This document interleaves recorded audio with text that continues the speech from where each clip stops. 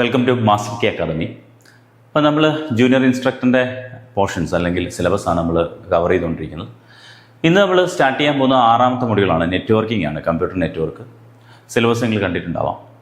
അപ്പോൾ അതിനകത്തുള്ള syllabus oriented ആയിട്ടുള്ള ക്ലാസ്സുകൾ നമ്മൾ ആദ്യം തീർത്തിട്ട് ഏതൊക്കെ മേഖലയിൽ കൂടുതൽ ആയിട്ട് ഡെപ്തിൽ നമുക്ക് അറിയണമോ അതിനനുസരിച്ച് അതിന് ആ സിലബസിന് ശേഷം നമുക്ക് ആ സിലബസ് കംപ്ലീറ്റ് ചെയ്തതിന് ശേഷം നമുക്ക് ക്ലാസ്സുകൾ തരാം. കാര്യം ഈ ഒരു സിലബസിൻ്റെ നേച്ചർ നോക്കിക്കഴിഞ്ഞാൽ നമ്മൾ ഡെപ്തിലേക്ക് ഓരോ ടോപ്പിക്കും ഡെപ്തിലേക്ക് ഇറങ്ങി പഠിക്കാൻ നിന്ന് കഴിഞ്ഞാൽ സമയം ഒരുപാട് എടുക്കും. യഥാർത്ഥത്തിൽ അതിൻ്റെ ആവശ്യമില്ല എന്നുള്ളതാണ് ഈ സിലബസിൻ്റെ പ്രത്യേകത.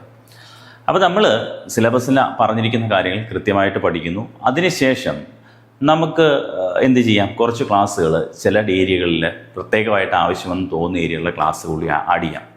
അപ്പോൾ അതെന്താണ് അങ്ങനെ ചെയ്യുന്നതെന്ന് ചോദിച്ചു കഴിഞ്ഞാൽ, ഈ സിലബസ് കംപ്ലീറ്റ് ചെയ്യുമ്പോൾ തന്നെ നിങ്ങൾക്ക് ആവശ്യമുള്ള സാധനം കിട്ടിയിട്ടുണ്ട്.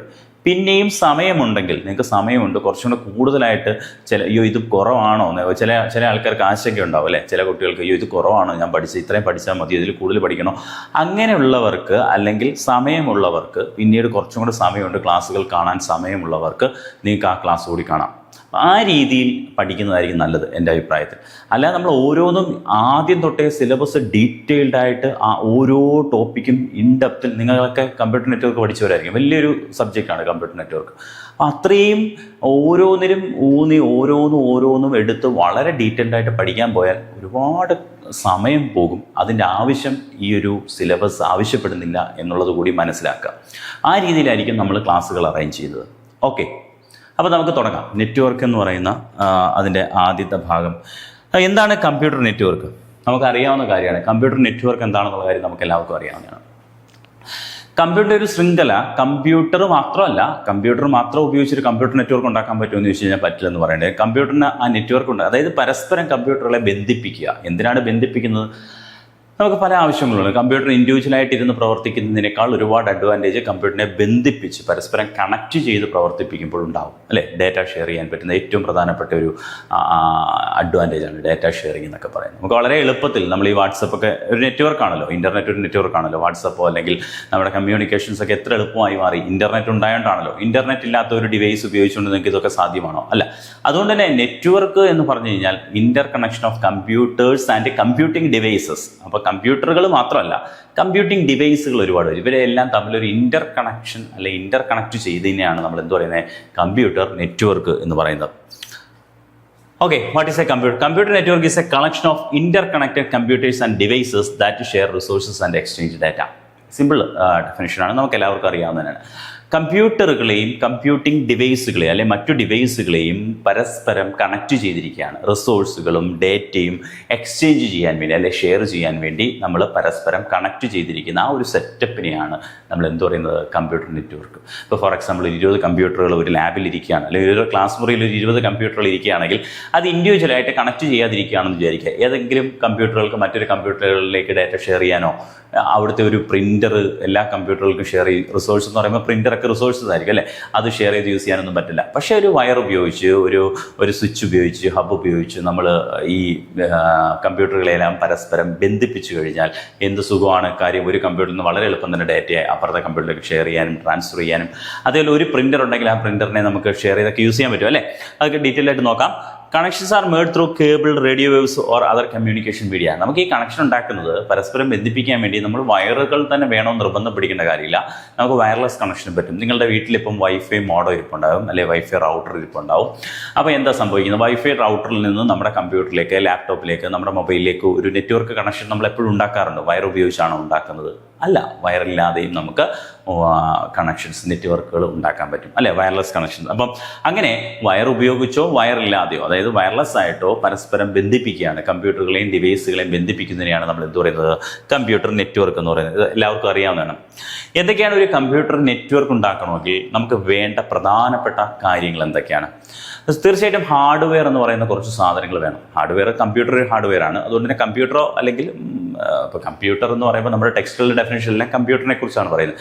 അപ്പോൾ സംശയം ഉണ്ടാവും, mobile phone network. Mobile phone is A computer എന്ന് പറയേണ്ടി വരും. കാര്യം ഈ കാലഘട്ടത്തിൽ മൊബൈൽ ഫോണിൽ കമ്പ്യൂട്ടറിൻ്റെ എല്ലാ പ്രവർത്തനങ്ങളും ചെയ്യാൻ പറ്റുന്നുണ്ട്. ഓൾമോസ്റ്റ് അല്ല, ഒരു നോർമൽ കമ്പ്യൂട്ടറിൻ്റെ എല്ലാ പ്രവർത്തനങ്ങളും മൊബൈൽ ഫോണിനകത്ത് ചെയ്യാൻ പറ്റും. കമ്പ്യൂട്ടറിനേക്കാൾ കൂടുതൽ ചില കാര്യങ്ങളും മൊബൈൽ ഫോണിനകത്ത് ചെയ്യാൻ പറ്റും. സോ മൊബൈൽ ഫോണിനെ നമ്മൾ കമ്പ്യൂട്ടറായിട്ട് കൺസിഡർ ചെയ്യണം. അപ്പോൾ ഹാർഡ്വെയർ അതിനകത്ത് കമ്പ്യൂട്ടർ വരാം, റൗട്ടർ വരാം, സ്വിച്ച് വരാം, മോഡം വരാം, കേബിൾ വരാം. ഇതെല്ലാം കൂടെ വേണമെന്നല്ല പറഞ്ഞത്, ഹാർഡ്വെയർ ഉണ്ടാവണമെന്നാണ് പറയുന്നത്. ഇതെല്ലാം മസ്റ്റ് ആണെന്നല്ല പറഞ്ഞത്. ഈ പറഞ്ഞ കാറ്റഗറിയിൽ വരുന്ന ഹാർഡ്വെയർ എക്സെട്ര വേറെയും കുറേ സാധനങ്ങൾ നമുക്ക് വേണ്ടി വരും. അപ്പോൾ ഇതൊക്കെ നമുക്ക് പലപ്പോഴും ഒരു കമ്പ്യൂട്ടർ നെറ്റ്വർക്കിന് വേണ്ടി വരുന്ന ഹാർഡ്വെയർ ആണ്. സോഫ്റ്റ്വെയർ തീർച്ചയായിട്ടും കമ്പ്യൂട്ടർ നമുക്കൊരു ഹാർഡ്വെയർ മാത്രം പോരാ, ആ ഹാർഡ്വെയറിനകത്ത് പ്രവർത്തിപ്പിക്കാൻ അനുയോജ്യമായ നെറ്റ്വർക്കിനെ സപ്പോർട്ട് ചെയ്യുന്ന, നെറ്റ്വർക്ക് എസ്റ്റാബ്ലിഷ് ചെയ്യാൻ പറ്റുന്ന രീതിയിലുള്ള സോഫ്റ്റ്വെയർസ് വേണം.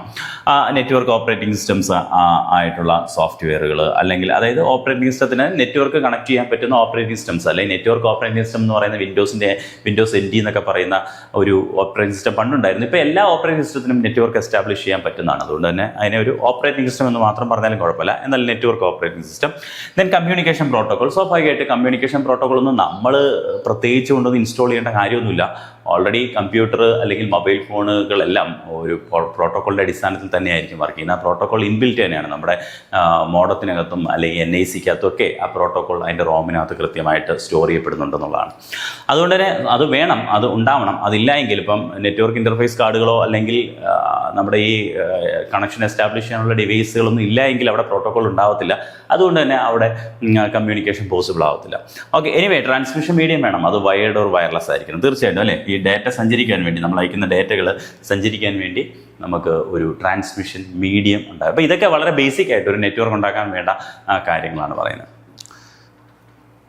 ഇനി ഒരു ഇൻ്റർനെറ്റിൻ്റെ അല്ലെങ്കിൽ നെറ്റ്വർക്കിൻ്റെ ഒരു ചരിത്രം നോക്കാമെങ്കിൽ എങ്ങനെയായിരിക്കും ഇതൊന്ന് നിങ്ങൾ NCERT ടെക്സ്റ്റിനകത്തുള്ളതാണ്. അപ്പോൾ ഇത് നിങ്ങൾ ഒന്ന് ജസ്റ്റ് ഇത് വായിക്കുക. ചിലപ്പോൾ ഒരു 1 മാർക്ക് ചോദ്യം ഇങ്ങനെയൊക്കെ വന്നാലോ, അല്ലേ? നമുക്ക് പ്രതീക്ഷിക്കാം. ഇങ്ങനെയൊക്കെ വളരെ ബേസാണിതും, വായിച്ചു നോക്കിയാൽ മനസ്സിലാവുന്ന കാര്യമുള്ളൂ. ഇതിൻ്റെ ഒരു ചരിത്രം, ഒരു ടൈം ലൈൻ നോക്കുകയാണെങ്കിൽ യഥാർത്ഥത്തിൽ നമുക്ക് കേട്ടിട്ടുള്ളതാണ് ARPANET എന്ന് പറയുന്ന ഒരു നമ്മുടെ ഇപ്പോഴത്തെ ഒരു ഇൻ്റർനെറ്റിൻ്റെ ആദ്യ രൂപം എന്ന് നമുക്ക് പറയാൻ പറ്റുന്നത് ARPANET ആണ്, അല്ലേ? അമേരിക്കയിലുള്ള ഡിഫൻസിൻ്റെ ഒരു പ്രോജക്റ്റ് ആയിരുന്നു ഈ ARPANET എന്ന് പറയുന്നത്. അവിടുത്തെ കമ്പ്യൂട്ടറുകളെ പരസ്പരം കണക്ട് ചെയ്ത് അവർക്ക് ഡാറ്റ ഷെയർ ചെയ്യുന്ന രീതിയിലേക്ക് അവർ ആദ്യമായി ഒരു നെറ്റ്വർക്ക് എസ്റ്റാബ്ലിഷ് ചെയ്തെടുക്കുകയാണ്. അതിനെയാണ് ARPANET എന്ന് പറയുന്നത്. 1961 അങ്ങനെ ഒരു നെറ്റ്വർക്ക് എസ്റ്റാബ്ലിഷ്ഡ് ആയിട്ട് വരുന്നത്. അതിനുശേഷം ARPANET കുറച്ചും കൂടെ വിപുലീകരിച്ചു, കുറച്ചും കൂടെ ഇൻ്റർനെറ്റ് കണക്ഷൻസ് കുറച്ചും കൂടെ നെറ്റ്വർക്ക് കണക്ഷൻസ് അവരിൽ നിന്ന് കുറച്ചും കൂടെ പുറത്തോട്ടുള്ള യൂണിവേഴ്സിറ്റികൾക്കും അങ്ങനെയുള്ള കുറച്ചും കൂടെ കണക്ഷൻ വിപുലീകരിച്ചു. നേരത്തെ ഒരു ഡിഫൻസ് ഓർഗനൈസേഷൻ്റെ കീഴിൽ മാത്രമുള്ള കമ്പ്യൂട്ടറുകളാണെങ്കിൽ അതിനെ കുറച്ചും കൂടെ വിപുലീകരിച്ചു, നെറ്റ്വർക്ക് കുറച്ചും കൂടെ വലുതാക്കി മറ്റ് യൂണിവേഴ്സിറ്റികൾക്കൊക്കെ ആക്സസ് ചെയ്യാൻ പറ്റുന്ന രീതിയിലേക്കൊക്കെ മാറ്റുന്നുണ്ട് 1969. അതിനുശേഷം ഇമെയിൽ എന്ന് പറയുന്ന ആ ഒരു ആശയം മുന്നോട്ട് വരികയും ഇമെയിൽ ആദ്യമായിട്ട് റോയ് ടോമിൽസൺ എന്ന് പറയുന്ന ആളാണ് ഇമെയിൽ അതിൻ്റെ ഫീച്ചർ അല്ലെങ്കിൽ ഇമെയിൽ ഡെവലപ്പ് ചെയ്യുന്നത്. അതിനകത്ത് ഇമെയിലിനകത്ത് ഈ എന്ന് പറയുന്ന ഈ സിമ്പലിനെ എന്ന് വായിക്കാൻ തുടങ്ങുന്നതൊക്കെ ഈ സമയത്താണ്, 1971. അതിനുശേഷമാണ് ഇൻ്റർനെറ്റ് എന്ന് പറയുന്നൊരു വാക്ക് തന്നെ വരുന്നത്. ഇത്രയും നാൾ ഇൻ്റർനെറ്റ് ഇല്ല. ഈ സമയം വരെ ഇൻ്റർനെറ്റിനെ കുറിച്ചൊന്നും അങ്ങനത്തെ ഒരു വാക്കൊന്നുമില്ല. ഒരു നെറ്റ്വർക്ക് എന്ന് പറയുന്ന വാക്ക് മാത്രമാണെങ്കിൽ ഇൻ്റർനെറ്റ് എന്ന് പറയുന്ന വാക്ക് ആദ്യമായിട്ട് വരുന്ന 1974 ഇൻ്റർനെറ്റ് എന്ന് പറയുന്ന വാക്ക് ഉണ്ടാവുന്നു. അപ്പം അതിനുശേഷം 82 പ്രോട്ടോക്കോളുകൾ നിലവിൽ വരുന്നു. എന്താണ് ഈ പ്രോട്ടോക്കോൾ എന്നൊക്കെ നമുക്ക് വിശദമായിട്ട് പിന്നീട് നോക്കാം. എന്നാലും വളരെ ബേസായിട്ട് പറയുകയാണെങ്കിൽ ഇതുവരെ പ്രോട്ടോക്കോളൊന്നും ഇല്ലായിരുന്നു. ഈ സമയം വരെ നെറ്റ്വർക്കിന് പ്രോട്ടോക്കോൾ ഉണ്ടായിരുന്നു എന്ന് ചോദിച്ചാൽ ഉണ്ടായിരുന്നു. NCP എന്നൊക്കെ പറഞ്ഞ പ്രോട്ടോക്കോളാണ്. നമ്മുടെ ടെക്സ്റ്റ് ലിങ്കും തന്നെ ഒരു പക്ഷേ കാണത്തില്ല, അതിന് ഇത്ര റിലവൻ്റ് അല്ല, ഒട്ടും റിലവൻ്റ് അല്ല. എങ്കിലും ഞാൻ പറയാണ്, നമുക്കൊരു സംശയം തോന്നാം, ഇതിനു മുമ്പ് പ്രോട്ടോക്കോൾ ഇല്ലാതെയാണോ ഈ നെറ്റ്വർക്കുകളൊക്കെ പ്രവർത്തിച്ചതെന്ന് ചോദിച്ചാൽ അല്ല, അവിടെ പ്രോട്ടോക്കോൾ ഉണ്ട്. പ്രോട്ടോക്കോൾ ഇല്ലാതെ ഒരു നെറ്റ്വർക്കും നമുക്ക് പ്രവർത്തിപ്പിക്കാൻ കഴിയില്ല എന്നുള്ളതാണ്. എന്തിനാണ് പ്രോട്ടോക്കോൾ എന്ന് ചോദിച്ചു കഴിഞ്ഞാൽ കൃത്യമായിട്ട് റൂൾസ് ആൻഡ് റെഗുലേഷൻസ് ആണ്. ഒരു നെറ്റ്വർക്കിനകത്ത് കമ്മ്യൂണിക്കേഷൻ ഡാറ്റ ട്രാൻസ്ഫർ ചെയ്യണമെങ്കിൽ ഡെഫിനറ്റ്ലി എന്ത് വേണം? Rules and regulations. നമ്മൾ റോഡിലൂടെ വാഹനം ഓടിക്കുക, അത് ചെറിയ റോഡാണെങ്കിലും വലിയ റോഡാണെങ്കിലും വാഹനം ഓടിക്കുമ്പോൾ നമ്മൾ പാലിക്കേണ്ട കുറച്ച് റൂൾസ് ആൻഡ് റെഗുലേഷൻസ് ഉള്ളു. അത് പാലിച്ചില്ലെങ്കിൽ എന്താ സംഭവിക്കുന്നത്? നമുക്ക് മുന്നോട്ട് പോകാൻ പറ്റില്ല. ആർക്കും തന്നെ അവിടെ ഒരു കൃത്യമായിട്ട് മൂവ് ചെയ്യാൻ പറ്റത്തില്ല. അവിടെ കൺജഷൻ ഉണ്ടാവും, അവിടെ കൊളീഷൻ ഉണ്ടാവും, അവിടെ ലോസ് ഉണ്ടാവും. അതേ പ്രക്രിയ തന്നെ. അപ്പം ഒരു റൂള് അവിടെ ഉണ്ടാക്കും, ഇടത് സൈഡിൽ കൂടെ മാത്രം. ചില രാജ്യങ്ങളിൽ അത് വലത് സൈഡിൽ കൂടെ ആയിരിക്കും. ഇടത് സൈഡിൽ കൂടെ മാത്രം സഞ്ചരിക്കുക, അതിൻ്റെ ഡ്രൈവിംഗ് പൊസിഷൻസിനും വാഹനങ്ങളുടെ ഡ്രൈവിംഗ് ഇങ്ങനെ ആയിരിക്കണം, അങ്ങനെ കുറേ റൂൾസ് ഉണ്ടാവും. അതിനകത്ത് പോകുന്ന വാഹനങ്ങളുടെ സൈസ് ഇന്നതായിരിക്കണം, ഒരു ട്രാക്കിലൂടെ പോകുന്ന വാഹനങ്ങളുടെ സൈസ് ഇന്നതായിരിക്കണം, അതിൻ്റെ സ്പീഡ് ഇത്രതായിരിക്കണം. അതൊക്കെ കൃത്യമായ റൂൾസ് ആൻഡ് റെഗുലേഷൻസ് ഉണ്ടാക്കിയിരിക്കുന്നുണ്ട്, അല്ലേ? ആ റൂൾസ് ആൻഡ് റെഗുലേഷൻസ് ഇല്ല എങ്കിൽ നമുക്ക് റോഡിലൂടെ ആർക്കും വാഹനം ഓടിക്കാനോ സഞ്ചരിക്കാൻ പോലും പറ്റില്ല. അപ്പോൾ അതേപോലെ തന്നെയാണ് ഇൻ്റർനെറ്റിനകത്ത് പ്രോട്ടോക്കോൾ എന്ന് പറയുന്നത്. ഇൻ്റർനെറ്റ് ലോകത്തുള്ള കമ്പ്യൂട്ടറുകളിൽ നിന്നെല്ലാം ഡേറ്റ ഇങ്ങനെ സെൻഡ് ചെയ്യുമ്പോൾ, ഇൻ്റർനെറ്റ് എന്നല്ല നെറ്റ്വർക്ക്, ഡേറ്റ സെൻഡ് ചെയ്യുമ്പം എന്താണ് പരസ്പരം ഡേറ്റ ഇങ്ങനെ സഞ്ചരിച്ചുകൊണ്ടിരിക്കുകയാണ്. അപ്പോൾ ഈ ഡേറ്റ കൃത്യമായിട്ട് കൊളീഷൻ ഉണ്ടാവാതെ ഡേറ്റ ഡെസ്റ്റിനേഷനിലേക്ക് എത്തണം ഈ പ്രോട്ടോകോൾ വേണം.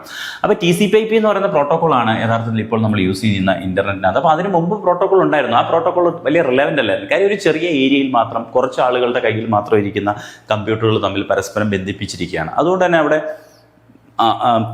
അതുവരെയുള്ള നെറ്റ്വർക്കിൻ്റെ ഓണർ എന്ന് പറഞ്ഞാൽ ഏതെങ്കിലും ഒരു പർട്ടിക്കുലർ ഓർഗനൈസേഷനോ അല്ലെങ്കിൽ ഏതെങ്കിലും ഒരു വ്യക്തി മാത്രമായിരിക്കും. അപ്പോൾ ഒരു ഗ്ലോബലായിട്ടൊരു ഇൻ്റർകണക്ഷൻ ഉണ്ടാവുന്നില്ല. അപ്പോൾ എന്താ സംഭവിക്കുന്നത്, അവർക്ക് അവരുടെ നെറ്റ്വർക്കിലെ പ്രോട്ടോകോൾസ് ഡിസൈൻ ചെയ്യാം അല്ലെങ്കിൽ ഡിസൈഡ് ചെയ്യാൻ പറ്റും. കാര്യം പുറത്തുനിന്ന് ഒരു ട്രാഫിക് വരുന്നില്ലല്ലോ. അവരുടെ ഒരു 10 കമ്പ്യൂട്ടർ ഉണ്ടെങ്കിൽ ആ 10 കമ്പ്യൂട്ടറുകൾ പരസ്പരം കമ്മ്യൂണിക്കേറ്റ് ചെയ്യുമ്പം വേറൊരു പ്രോട്ടോക്കോളിൻ്റെ ആവശ്യം ഇൻഡിവിജ്വലായിട്ട് ഓരോരോ നെറ്റ്വർക്കുകൾ ആ നെറ്റ്വർക്കിന് ആവശ്യമായ പ്രോട്ടോക്കോളാണ് യൂസ് ചെയ്തുകൊണ്ടിരുന്നത്. പക്ഷേ പിന്നീട് ഇൻ്റർനെറ്റ് പോലത്തെയുള്ള വാക്കുകൾ വരുമ്പോഴത്തേക്കും ലോകം മുഴുവനുള്ള കമ്പ്യൂട്ടറുകൾ ഇൻ്റർകണക്ട് ചെയ്യാൻ പറ്റുമെന്ന് പറയുമ്പോഴത്തേക്ക് നമ്മുടെ കയ്യിലിരിക്കുന്ന കമ്പ്യൂട്ടറുകൾ മാറുന്നു, മോഡലുകൾ മാറുന്നു, അതിൻ്റെ സ്പെസിഫിക്കേഷൻസ് മാറുന്നു, അതിനകത്ത് യൂസ് ചെയ്യുന്ന OSകൾ മാറുന്നു. അപ്പോൾ ഇവയെല്ലാം തമ്മിൽ കമ്മ്യൂണിക്കേറ്റ് ചെയ്യണം. അപ്പോൾ ആപ്പിളിൻ്റെ ഫോണും ആൻഡ്രോയിഡ് ഫോണും തമ്മിൽ നമുക്ക് മെസ്സേജ് അയക്കാൻ പറ്റും, അല്ലെങ്കിൽ നമുക്ക് ആൻഡ്രോയിഡ് തമ്മിലല്ല മെസ്സേജ് അയക്കുന്നത്, വിൻഡോസും ഉബുണ്ടുവും തമ്മിൽ കമ്മ്യൂണിക്കേറ്റ് ചെയ്യാൻ പറ്റും. അപ്പോൾ അങ്ങനെ അതേപോലെ തന്നെ ലെനോവയും HP-യും തമ്മിൽ കമ്മ്യൂണിക്കേറ്റ് ചെയ്യാൻ പറ്റും. അപ്പോൾ ഇതൊക്കെ സാധ്യമാകണമെങ്കിൽ എല്ലാ മാനുഫാക്ചറിങ് കമ്പനികളും എല്ലാ ഓപ്പറേറ്റിംഗ് സിസ്റ്റം ഡെവലപ്പ് ചെയ്യുന്നവരും എല്ലാ സോഫ്റ്റ്വെയർ ഡെവലപ്പേഴ്സും ഒരേ റൂൾ ഫോളോ ചെയ്യണം. എങ്കിൽ മാത്രമേ ഇത് പോസിബിൾ ആകത്തുള്ളൂ. അല്ലാതെ എല്ലാവരും ഡിഫറൻറ്റ് റൂൾസ് ആണെങ്കിൽ ഇവർ തമ്മിലൊരു ഇൻ്റർ കണക്ഷൻ പോസിബിൾ അല്ലാതെ വരും. അങ്ങനെ ഒരു കോമൺ ആയിട്ടൊരു റൂൾസ് ആൻഡ് റെഗുലേഷൻസ് എസ്റ്റാബ്ലിഷ് ആയി വരികയാണ് യഥാർത്ഥത്തിൽ TCP/IP ഒക്കെ വരുന്ന 1982-ലാണ്. അതിനുശേഷം എനിക്കൊന്ന് 1982 ജനുവരി 1-നാണ് TCP/IP എന്ന് പറയുന്ന കൺസെപ്റ്റൊക്കെ കൊണ്ടുവരുന്നത്. ഓക്കെ, അത് വേണ്ട, വർഷം ഓർത്ത് നോക്കുക. അടുത്ത national foundation bring connecting to the more people with the NSF net program. പുതിയൊരു പ്രോഗ്രാം കൊണ്ടുവരുന്നു. അത്ര റിലവൻ്റ് അല്ല, ബുക്കിലൊന്നും കണ്ടിട്ടില്ല, അത് NCERT ബുക്ക് കടന്നതാണ്. പുതിയൊരു പ്രോജക്റ്റ് കൊണ്ടുവരുന്നു, NSF നെറ്റ് എന്ന് പറയുന്നൊരു പ്രോജക്റ്റ്. നാഷണൽ സയൻസ് ഫൗണ്ടേഷൻ കൊണ്ടുവരുന്ന ഒരു പുതിയ പ്രോജക്റ്റിൻ്റെ പേരാണ്. നെറ്റ്വർക്കിനെ കുറച്ചുകൂടി വിപുലീകരിക്കുന്നതിൻ്റെ ഭാഗമായിട്ട് അത് കഴിഞ്ഞാണ്ട് ഇതൊക്കെ റിലവൻ്റ് ആയിരിക്കും. എന്താണ് ബെർണേഴ്സ് ലീ ആണ് എന്താ പറയുന്നത്, you are just given the birth of world wide web, അല്ലെ. വേൾഡ് വൈഡ് വെബ് എന്ന് പറയുന്നത് നമുക്ക് ഇൻ്റർനെറ്റിലൂടെ അല്ലെങ്കിൽ നെറ്റ്വർക്കിലൂടെ വെബ് പേജുകൾ യഥേഷ്ടം ആക്സസ് ചെയ്യാൻ പറ്റുന്ന ഒരു ഫീച്ചർ അല്ലെങ്കിൽ ഒരു ഫെസിലിറ്റിയാണ്. അത് 1990-ലാണ് വരുന്നത്. അതിനുശേഷം വൈഫൈ എന്ന് പറയുന്നത് വയർലെസ് ഇൻ്റർനെറ്റ് അല്ലെങ്കിൽ വയർലെസ് നെറ്റ്വർക്ക് എന്ന് പറയുന്നത് വരുന്നത് അത് ഇൻട്രൊഡ്യൂസ് ചെയ്യുന്നത് 1997-ലാണ്.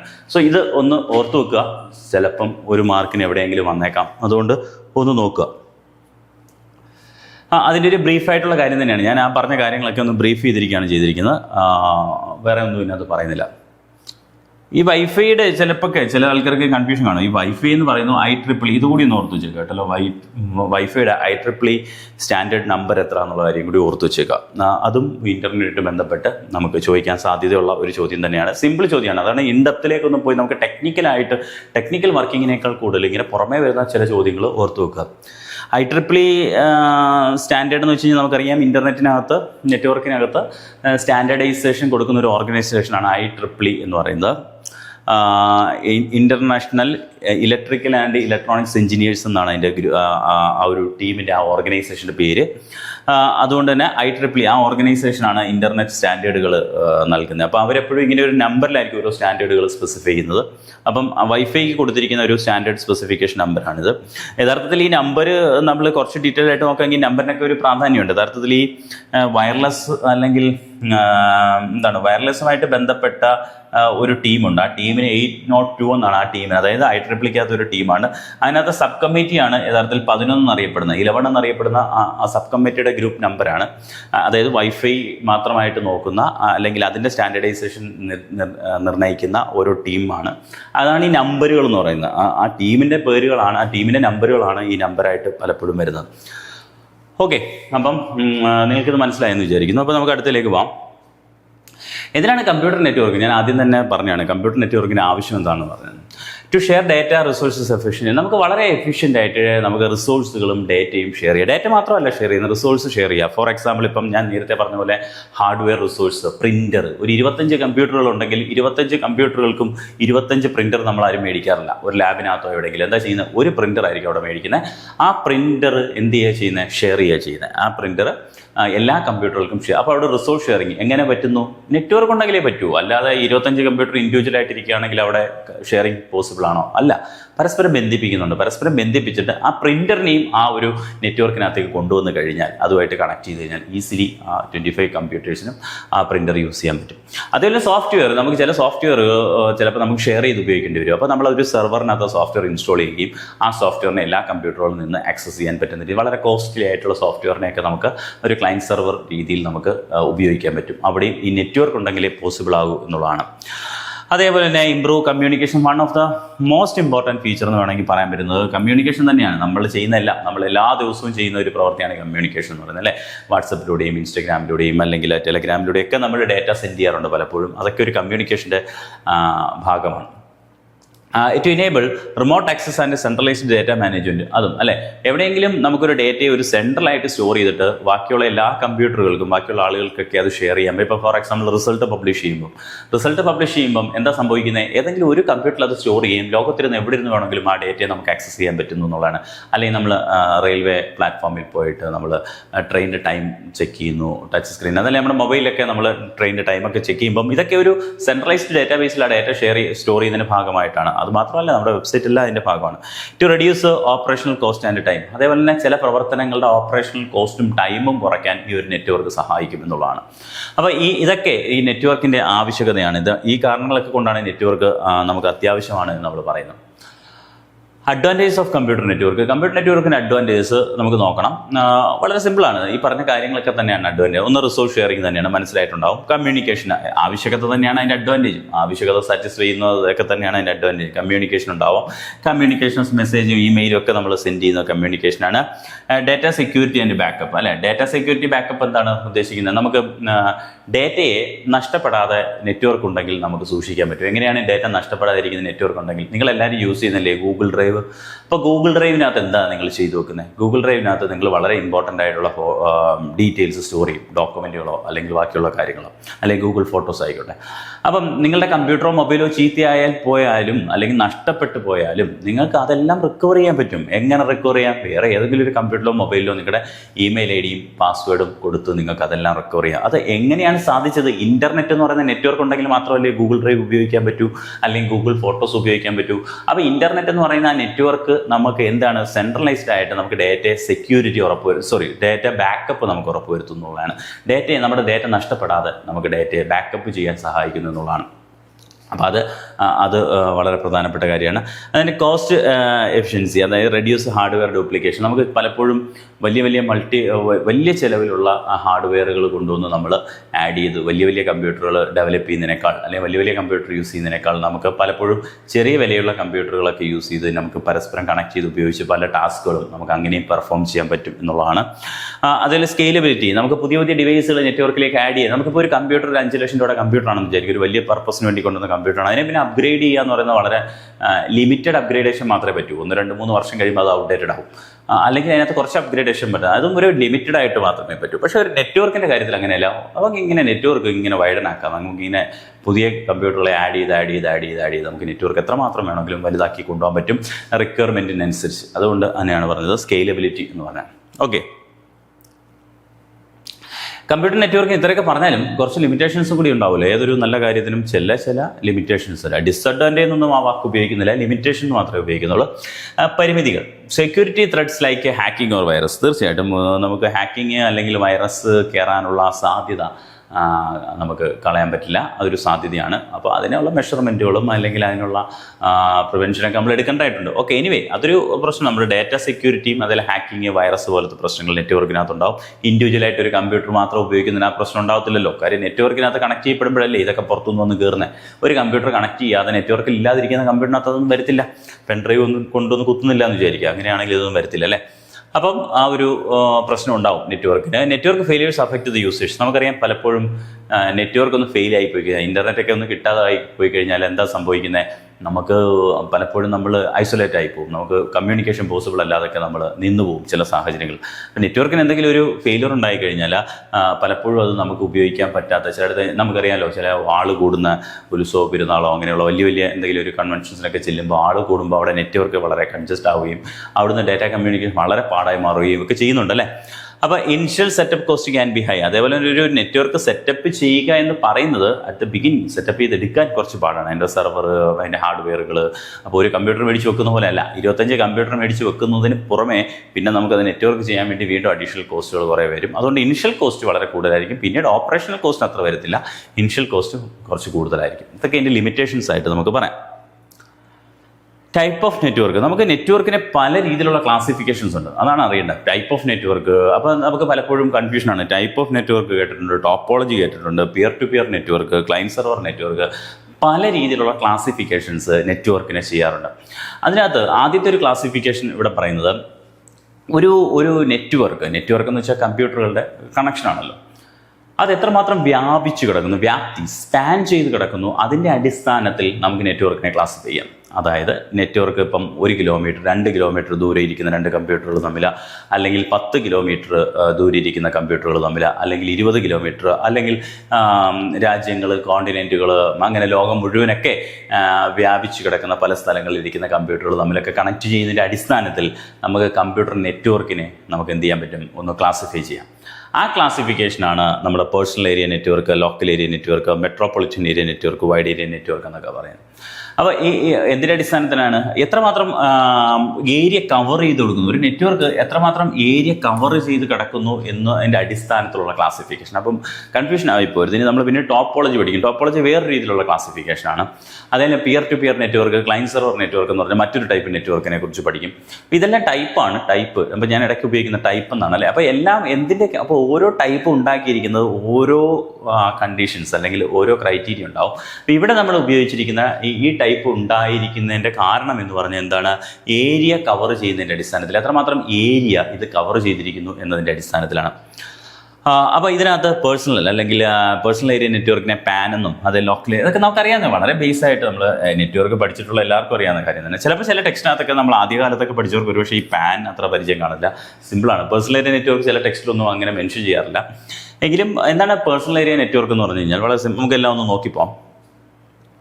എന്താണ് പേഴ്സണൽ ഏരിയ നെറ്റ്വർക്ക് എന്ന് ചോദിച്ചു കഴിഞ്ഞാൽ നമ്മുടെ സ്വന്തം ഡിവൈസുകൾ, ഒരു പേഴ്സൻ്റെ പേഴ്സണൽ ഡിവൈസുകളിൽ പരസ്പരം കമ്മ്യൂണിക്കേറ്റ് ചെയ്യാൻ വേണ്ടി കണക്ട് ചെയ്തുണ്ടാക്കുന്ന ഒരു നെറ്റ്വർക്കിനെയാണ് നമ്മൾ എന്ത് പറയുന്നത്, പേഴ്സണൽ ഏരിയ നെറ്റ്വർക്ക് എന്ന് പറയുന്നത്.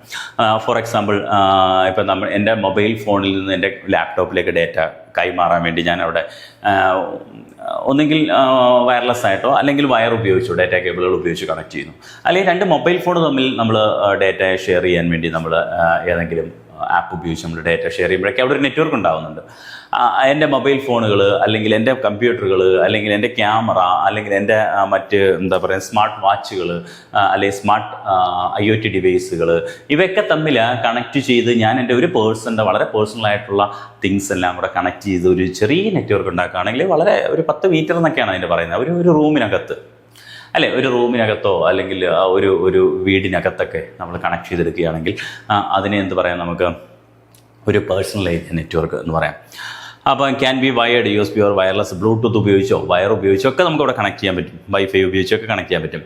Connecting a smart phone to a laptop via Bluetooth, നമ്മളൊരു സ്മാർട്ട് ഫോണിൽ ലാപ്ടോപ്പായിട്ട് ബ്ലൂടൂത്ത് സിഗ്നൽ ഉപയോഗിച്ച് കണക്ട് ചെയ്യുന്നതൊക്കെ എന്താണ്, പേഴ്സണൽ ഏരിയ നെറ്റ്വർക്കിന് ഉദാഹരണമാണ്. ഓക്കെ, ലോക്കൽ ഏരിയ നെറ്റ്വർക്ക് നമുക്കറിയാവുന്നതാണ്. ലോക്കൽ ഏരിയ നെറ്റ്വർക്ക് എന്ന് പറഞ്ഞു കഴിഞ്ഞാൽ ലോക്കൽ ഏരിയ നെറ്റ്വർക്ക് എന്താണ്, നമുക്ക് അത് നമ്മൾ പഠിച്ചിട്ടുണ്ടാണ്. Connect computer small area like a school, office, building.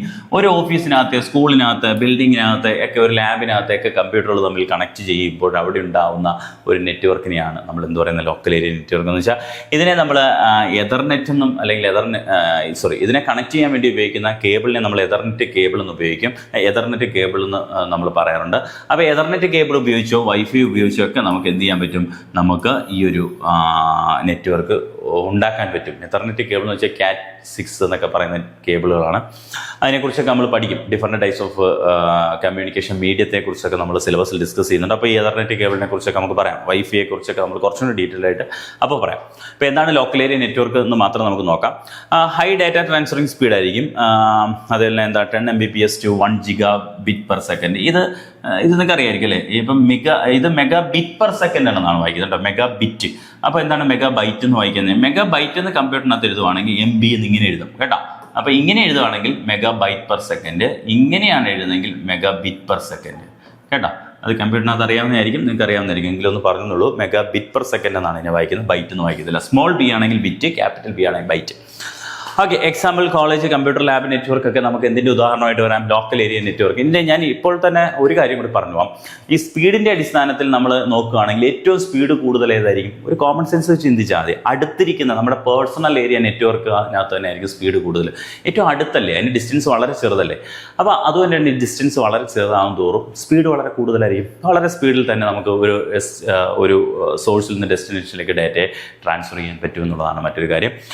എന്നാൽ ലോക്കൽ ഏരിയ നെറ്റ്വർക്ക് വരുമ്പോൾ പേഴ്സണൽ ഏരിയ നെറ്റ്വർക്കിന് അത്രയും സ്പീഡ് കാണത്തില്ല. സ്പീഡ് ഇനി ഇങ്ങോട്ട് വലുതാവുന്നതിനനുസരിച്ച് സ്പീഡ് കുറഞ്ഞു വരും. അപ്പോൾ നിങ്ങൾക്ക് മനസ്സിലാവുന്നുണ്ടാവുമല്ലോ അപ്പോൾ ആ സ്പീഡിൻ്റെ കാര്യമൊക്കെ അതൊക്കെ ഒന്ന് ഓർത്ത് നോക്കുക. മെട്രോപൊളിറ്റൻ ഏരിയ നെറ്റ്വർക്കിലേക്ക് വരുമ്പോഴത്തേക്ക് ഒരു ലാർജ് സിറ്റി, നമുക്ക് വീട്ടിലെ കേബിൾ ടി വി നെറ്റ്വർക്ക് പരീക്ഷയ്ക്ക് ചോദിച്ചിട്ടുള്ളതാണ്. ഇനി കേബിൾ ടി വി നെറ്റ്വർക്ക് എന്തിൻ്റെ ഉദാഹരണമാണ്? മെട്രോപൊളിറ്റൻ ഏരിയ നെറ്റ്വർക്കാണ്. അല്ലെങ്കിൽ ഒരു ഓഫീസിൻ്റെ ഒരു ബ്രാഞ്ചസ് ഒക്കെ ഒരു സിറ്റിയിൽ മാത്രം 5-6 ബ്രാഞ്ചുകൾ ഉണ്ടെങ്കിൽ അവർ തമ്മിൽ കണക്ട് ചെയ്തുണ്ടാക്കുന്ന നെറ്റ്വർക്കൊക്കെ മെട്രോപൊളിറ്റൻ ഏരിയ നെറ്റ്വർക്കാണ്.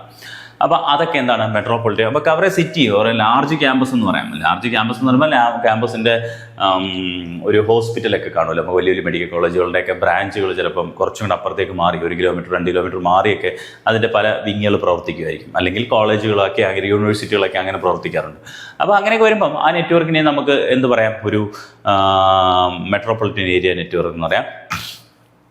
ഇവിടെ ചിലപ്പം ഈ ഒരു നെറ്റ്വർക്ക് ഉണ്ടാക്കുന്നത് തന്നെ എങ്ങനെയായിരിക്കും? കുറേ ലാനുകൾ കണക്ട് ചെയ്തായിരിക്കും എന്താ ഉണ്ടാകുന്നത്? മെട്രോപൊളിറ്റൻ ഏരിയ നെറ്റ്വർക്ക് ഉണ്ടാകുന്നത്. കാര്യം ഓരോ ഓഫീസുകളിലും അവിടെ ഒരു ഇന്റേണൽ ലാൻ ഉണ്ടാവും, ലോക്കൽ ഏരിയ നെറ്റ്വർക്ക് ഉണ്ടാവും. അവയിലാണ് കണക്ട് ചെയ്ത് പോകുമ്പോഴത്തേക്ക് ഒരു മെട്രോപൊളിറ്റൻ ഏരിയ. അത് ഒരുപാട് അങ്ങ് വൈഡായിട്ട് പോകുന്നില്ല, ഒരു സിറ്റിയില്ല അല്ലെങ്കിൽ ഒരു ഏരിയ, ഒരു പർട്ടിക്കുലർ ഏരിയ മാത്രം വ്യാപിച്ചു കിടക്കുന്നു എന്നുള്ളതാണ്. Cable T V network, city broadband നെറ്റ്വർക്കുകളൊക്കെ എന്തിന് ഉദാഹരണമാണ്? ഈ ഒരു മെട്രോപൊളിറ്റൻ ഏരിയ നെറ്റ്വർക്കിന് ഉദാഹരണമാണ്. വൈഡ് ഏരിയ നെറ്റ്വർക്ക് രാജ്യങ്ങളും കോണ്ടിനെൻറ്റുകളും ലോകം മുഴുവൻ വ്യാപിച്ചു കിടക്കുന്ന എല്ലാ നെറ്റ്വർക്കിനെയും നമുക്ക് വൈഡ് ഏരിയ നെറ്റ്വർക്ക് എന്ന് പറയാം. അപ്പോൾ വൈഡ് ഏരിയ നെറ്റ്വർക്ക് ഏറ്റവും ബെസ്റ്റ് ഉദാഹരണം നമ്മൾ ഉപയോഗിക്കുന്ന ഇൻ്റർനെറ്റ് തന്നെയാണ്. ലോകം മുഴുവനുള്ളവരുമായിട്ട് നമുക്ക് കമ്മ്യൂണിക്കേറ്റ് ചെയ്യാൻ പറ്റുന്നുണ്ട്. അതുകൊണ്ട് തന്നെ internet is A best example of wide area network. Wide area നെറ്റ്വർക്കിന് അത് മാത്രമാണോ? അല്ല, അത് മാത്രമല്ല, നമുക്ക് ഇൻ്റർനാഷണൽ ഓർഗനൈസേഷൻസ് ഉണ്ട്, ഇൻ്റർനാഷണൽ ബിസിനസ് ചെയ്യുന്ന ഇപ്പോൾ ബാങ്കുകളുണ്ട്. അതേപോലെ തന്നെ പല പല ബിസിനസ് സ്ഥാപനങ്ങൾക്ക് അവരുടെ ഓഫീസുകൾ പലപ്പോഴും ഒരു രാജ്യം മുഴുവനോ അല്ലെങ്കിൽ രാജ്യത്തിന് പുറത്തേക്കോ ഒക്കെ ഉണ്ടാവും അല്ലേ. അപ്പോൾ അവരുടെ ഓഫീസുകൾ തമ്മിലൊക്കെ കണക്ട് ചെയ്യുമ്പോൾ അവരുടേതായ ഒരു നെറ്റ്വർക്ക് ഉണ്ട് എങ്കിൽ ആ നെറ്റ്വർക്കിനെയാണ് നമ്മൾ എന്ത് പറയുന്നത്? വൈഡ് ഏരിയ നെറ്റ്വർക്ക് എന്ന് പറഞ്ഞാൽ. അപ്പം ഇൻ്റർനെറ്റാണ് ഏറ്റവും ബെസ്റ്റ്, അല്ലെങ്കിൽ നമ്മൾ എപ്പോഴും യൂസ് ചെയ്യുന്നൊരു. അത് മാത്രമല്ല, ഇപ്പോൾ ബാങ്കുകളുടെ നെറ്റ്വർക്ക് അതിനൊരു ഉദാഹരണമായിട്ട് പറയാം. അല്ലെങ്കിൽ വലിയ വലിയ കാർ കമ്പനികളുടെ നെറ്റ്വർക്ക്, അല്ലെങ്കിൽ അങ്ങനെയൊക്കെ വരുമ്പോൾ ഒരു രാജ്യം മുഴുവനോ രാജ്യത്തിന് പുറത്തേക്കൊക്കെ വ്യാപിച്ചെടുക്കുന്ന എല്ലാ നെറ്റ്വർക്കിനെയും നമുക്ക് എന്ത് പറയാം? വൈഡ് ഏരിയ നെറ്റ്വർക്ക് എന്ന് പറയാം. ഓക്കെ, അപ്പോൾ ഇതൊന്ന് നോക്കണം. കാര്യം ഇത് ഇമ്പോർട്ടൻ്റ് ആണ്. നമുക്ക് മാർക്ക് അല്ലെങ്കിൽ ചോദ്യങ്ങൾ വരാൻ സാധ്യതയുള്ള ഏരിയാസാണ്. ഓക്കെ, ചോദ്യങ്ങൾ വരാൻ സാധ്യതയുള്ള ഏരിയാസാണ്. അപ്പോൾ ഈ ഒരു ചാർട്ട്, ഈ പറഞ്ഞ കാര്യങ്ങളൊന്ന് സമ്മറൈസ് ചെയ്ത് പറഞ്ഞിരിക്കുകയാണ് ചെയ്യുന്നത്. ഈ ഒരു ചാർട്ടിൽ നിന്ന് നമുക്ക് ചോദ്യം പ്രതീക്ഷിക്കാം. ഇത് തമ്മിലൊരു കമ്പാരിസൺ, ലാൻ, മാൻ, വാൻ. പിന്നെ അത് പാൻ പഠിച്ചിട്ടില്ല. പേഴ്സണൽ ഏരിയ നെറ്റ്വർക്ക് ഒരു കമ്പാരിസൺ ആവശ്യമില്ല. അതിനെക്കുറിച്ച് നിങ്ങൾക്ക് അറിയാലോ, സ്പീഡ് കൂടുതലായിരിക്കും. ഏറ്റവും ഷോർട്ട് ഡിസ്റ്റൻസിൽ 2-3 ഡിവൈസുകൾ തമ്മിൽ ഒന്ന് ഷെയർ ചെയ്യാൻ വേണ്ടി കണക്ട് ചെയ്യുന്ന നെറ്റ്വർക്കിനെയാണ് നമ്മൾ പറയുന്നത്. അപ്പോൾ local area network operation in small area such as same building or campus. Same ബിൽഡിങ്ങിലോ ക്യാമ്പസിലോ ഓപ്പറേറ്റ് ചെയ്യുന്ന ചെറിയ നെറ്റ്വർക്കുകളെയാണ് പറയുന്നത്. ഇതൊരു ലാർജ് ഏരിയ ആയിരിക്കും, സിറ്റികളിലായിരിക്കും. ഇതൊരു large area country or continent, അത് അവിടെയാണ് വാൻ വർക്ക് ചെയ്യുന്നത്. ഇതിൻ്റെ ഓണർഷിപ്പ് ഒരു പ്രൈവറ്റ് ആയിരിക്കും. ഒരു സ്ഥാപനത്തിൻ്റെ ഓഫീസിനകത്തോ ഒരു സ്ഥാപനത്തിനോ ഒരു യൂണിവേഴ്സിറ്റിയോ അല്ലെങ്കിൽ ഒരു സ്കൂളിനകത്തൊക്കെ ഉള്ളത് തീർച്ചയായിട്ടും ആ സ്കൂളിൻ്റെ അണ്ടറിലായിരിക്കും ആ നെറ്റ്വർക്ക്. അല്ലെങ്കിൽ അവരായിരിക്കും നെറ്റ്വർക്ക് എസ്റ്റാബ്ലിഷ് ചെയ്യുന്നത്, അവരായിരിക്കും നെറ്റ്വർക്ക് കൺട്രോൾ ചെയ്യുന്നത്. എപ്പോൾ ഓൺ ചെയ്യണോ ഓഫ് ചെയ്യണം, അതിനകത്ത് കൂടുതൽ ആഡ് ചെയ്യണോ, അത് എന്ത് ചെയ്യണമെന്നും അവർക്ക് തീരുമാനിക്കാം. Ownership can be private or public. ഇത് ഒരുപക്ഷെ പ്രൈവറ്റ് ആയിരിക്കാം, അല്ലെങ്കിൽ പബ്ലിക്, രണ്ടും ആവാം അല്ലേ. ഇത് തീർച്ചയായിട്ടും പ്രൈവറ്റ് ആയിരിക്കും, ഇതിനകത്ത് പബ്ലിക് ആവേണ്ട സാധ്യതയില്ല. പ്രൈവറ്റ് തന്നെ ആയിരിക്കും. ഒന്നെങ്കിൽ ഏതെങ്കിലും, ഇപ്പോൾ ബാങ്കിൻ്റെ ഒക്കെ എന്ന് വെച്ചാൽ പ്രൈവറ്റ് നെറ്റ്വർക്കാണ്. കാര്യം എന്ന് വെച്ചാൽ ആ ഒരു ബാങ്കിനെ മാത്രം ആക്സസ് ചെയ്യാൻ ഒരു ബാങ്കിൻ്റെ കീഴിലുള്ളതായിരിക്കും. ചില നെറ്റ്വർക്കുകൾ പബ്ലിക് ആയിരിക്കും. ഫോർ എക്സാമ്പിൾ, ഇപ്പോൾ ഗവൺമെൻറ്റിൻ്റെ ചില നെറ്റ്വർക്കുകൾ ഉണ്ടാവും. ഇപ്പോൾ ഗവൺമെൻറ്റിൻ്റെ സ്ഥാപനങ്ങൾ, ഇപ്പോൾ കേരള ഗവൺമെൻറ്റിൻ്റെ ഒരു സ്ഥാപനങ്ങളെ തമ്മിൽ, ഓഫീസുകളെ തമ്മിൽ കണക്ട് ചെയ്യാനുള്ള അതിനെ മെട്രോപൊളിറ്റൻ ഏരിയ നെറ്റ്വർക്ക് ഒരു ഏരിയയിലുള്ള ഒക്കെ ആണെങ്കിൽ അതിനെ പബ്ലിക് എന്നും പറയാം. അപ്പോൾ അത് പബ്ലിക് ആവാം, അത് പ്രൈവറ്റ്. എന്നാലും അതിൻ്റെ വ്യാപ്തി എന്ന് വെച്ചാൽ എന്തായിരിക്കും? മെട്രോപൊളിറ്റൻ ഏരിയ നെറ്റ്വർക്ക് തന്നെയായിരിക്കും. ഇതെപ്പോഴും എന്തായിരിക്കും? ഒരു ഓർഗനൈസേഷൻ ഒരിക്കലും എന്ത് ചെയ്യാൻ പറ്റത്തില്ല, ഒരു ഓൺ ചെയ്തുകൊണ്ട് നിൽക്കാൻ കഴിയില്ല എന്നുള്ളതാണ് വൈഡ് ഏരിയ നെറ്റ്വർക്കിൻ്റെ. പക്ഷേ എന്നാലും ഇപ്പോൾ ബാങ്കിൻ്റെയൊക്കെ വരുമ്പോഴത്തേക്ക് അവിടെയും എന്ത് സംഭവിക്കുന്നു, വാനിനകത്ത് വരുമ്പോൾ ബാങ്കിൻ്റെയൊക്കെ വരുമ്പോഴും പ്രൈവറ്റ് നെറ്റ്വർക്കാണ് ബാങ്കിൻ്റെയൊക്കെ. അപ്പം കംപ്ലീറ്റ്ലി എന്ന് പറയാൻ പറ്റില്ല. അതുകൊണ്ട് ഒരു കോൺട്രഡിക്ഷൻ ആണ്. അങ്ങനെ ഒരു ചോദ്യം, ഇത് കംപ്ലീറ്റ്ലി പബ്ലിക് ആണ്. ഇന്റർനെറ്റ് എന്ന് പറഞ്ഞാൽ അത് പബ്ലിക് ആണെന്ന് പറയാം. പക്ഷേ എല്ലാ വാനും പബ്ലിക് ആണോ എന്ന് ചോദിച്ചു കഴിഞ്ഞാൽ അല്ല എന്ന് പറയേണ്ടി വരും. അതുകൊണ്ട് തന്നെ അതൊരു ഡെഫിനറ്റ്ലി എന്നോ അല്ലെങ്കിൽ എന്താണ് also might not be owned by an organisation മാത്രമേ അവിടെ പറയുന്നുള്ളൂ കേട്ടോ. അതുകൊണ്ട് കംപ്ലീറ്റ്ലി അങ്ങനെ ഒരു ഇതാണെന്ന് നമുക്ക് പറയാൻ പറ്റത്തില്ല. ട്രാൻസ്മിഷൻ സ്പീഡ് അത് ഉറപ്പല്ലേ, ഇത് നാം പറഞ്ഞല്ലേ, ട്രാൻസ്മിഷൻ സ്പീഡ് എപ്പോഴും ചെറിയ നെറ്റ്വർക്കിലായിരിക്കും സ്പീഡ് കൂടുതൽ, ലാനിന് സ്പീഡ് കൂടുതലായിരിക്കും, അതിനേക്കാൾ സ്പീഡ് കുറച്ച് കുറവായിരിക്കും മാനിലേക്ക് വരുമ്പോൾ. അപ്പോൾ സ്പീഡ് ഏറ്റവും കുറവ് ഇതിനകത്താണെന്ന് ചോദിച്ചു കഴിഞ്ഞാൽ വൈഡ് ഏരിയ നെറ്റ്വർക്കിലായിരിക്കും.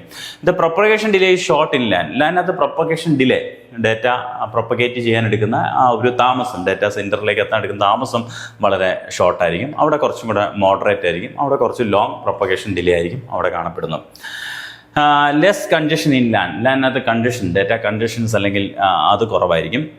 മോർ കൺജഷൻ, മാനിനേക്കാൾ എന്താണ് congestion in while there is more congestion in മാനിനകത്ത് ലാനിനേക്കാൾ കൺജഷൻ കൂടുതലായിരിക്കും, എന്നാൽ വാനിനേക്കാൾ കൺജഷൻ കുറവായിരിക്കും എന്നുള്ളതാണ്.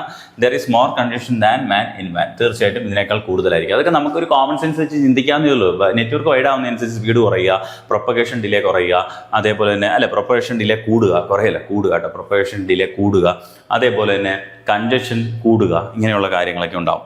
Lance designed and maintained are easy. നമുക്ക് ഡിസൈൻ ചെയ്യാൻ മെയിൻറ്റെയിൻ ചെയ്യാൻ ഒരു 10-20 കമ്പ്യൂട്ടറുകൾ തമ്മിൽ കണക്ട് ചെയ്യാനോ 25-50-100 കമ്പ്യൂട്ടർ തമ്മിൽ കണക്ട് ചെയ്യാനൊന്നും വലിയ പാടില്ല. നമുക്ക് ഡിസൈൻ ചെയ്യാനും അത് മെയിൻറ്റെയിൻ ചെയ്യാനൊന്നും വലിയ പാടില്ല. മാൻ്റെ ഡിസൈനിങ്ങും മെയിൻ്റനൻസും ലാനിനേക്കാൾ ഡിഫിക്കൽട്ടാണ്. അതിനേക്കാൾ ഡിഫിക്കൽട്ടായിരിക്കും സ്വാഭാവികമായിട്ട് ഒരു വൈഡ് ഏരിയ നെറ്റ്വർക്കിനെ മാനേജ് ചെയ്യുക എന്ന് പറയുന്നത്. There is more fault tolerance in ലാനിനകത്ത് ഫോൾട്ട് ടോളറൻസ് വളരെ കൂടുതലാണ്. ഫോൾട്ട് ടോളറൻസ് എന്ന് വെച്ചാൽ ഫോൾട്ട് ഉണ്ടാകാനുള്ള സാധ്യത കുറയുക എന്നുള്ളതാണ്, അല്ലെങ്കിൽ ഫോൾട്ട് ഉണ്ടാവാതിരിക്കാനുള്ള സാധ്യത കൂടുതലാണ്. അതാണ് മോർ ഫോൾട്ട് ടോളറൻസ് എന്ന് വെച്ചാൽ. While there is A less fault tolerance, അങ്ങോട്ട് വരുന്ന ഫോൾട്ട് അവിടെ എറർ അല്ലെങ്കിൽ മെസ്സേജുകൾ സെൻഡ് ചെയ്താൽ കിട്ടാതിരിക്കാനോ അല്ലെങ്കിൽ മെസ്സേജിനകത്ത് എറർ ഉണ്ടാകാനുള്ള സാധ്യതകളൊക്കെ വളരെ കൂടുതലാണ് എവിടെ വാനിനകത്ത് എന്ന് പറഞ്ഞത്. ഓക്കെ ആണല്ലോ. അപ്പോൾ ആ ഒരു ചാർട്ട് ഡീറ്റെയിൽഡായിട്ട് നിങ്ങളൊന്ന് നോക്കണം കേട്ടോ. അതൊരു കോമൺ സെൻസ് വെച്ചൊക്കെ നമുക്ക് ചിന്തിക്കാം. പിന്നെ fault tolerance, propagation delay, speed ആ ഒരു ക്രൈറ്റീരിയ വെച്ച് കൂടുകയാണോ കുറയുകയാണോ കൂടി ഒന്ന് ഓർത്ത് വെക്കണം. അപ്പോൾ പരീക്ഷ ഹാളിൽ നിന്ന് കൺഫ്യൂഷൻ അടിക്കരുത്.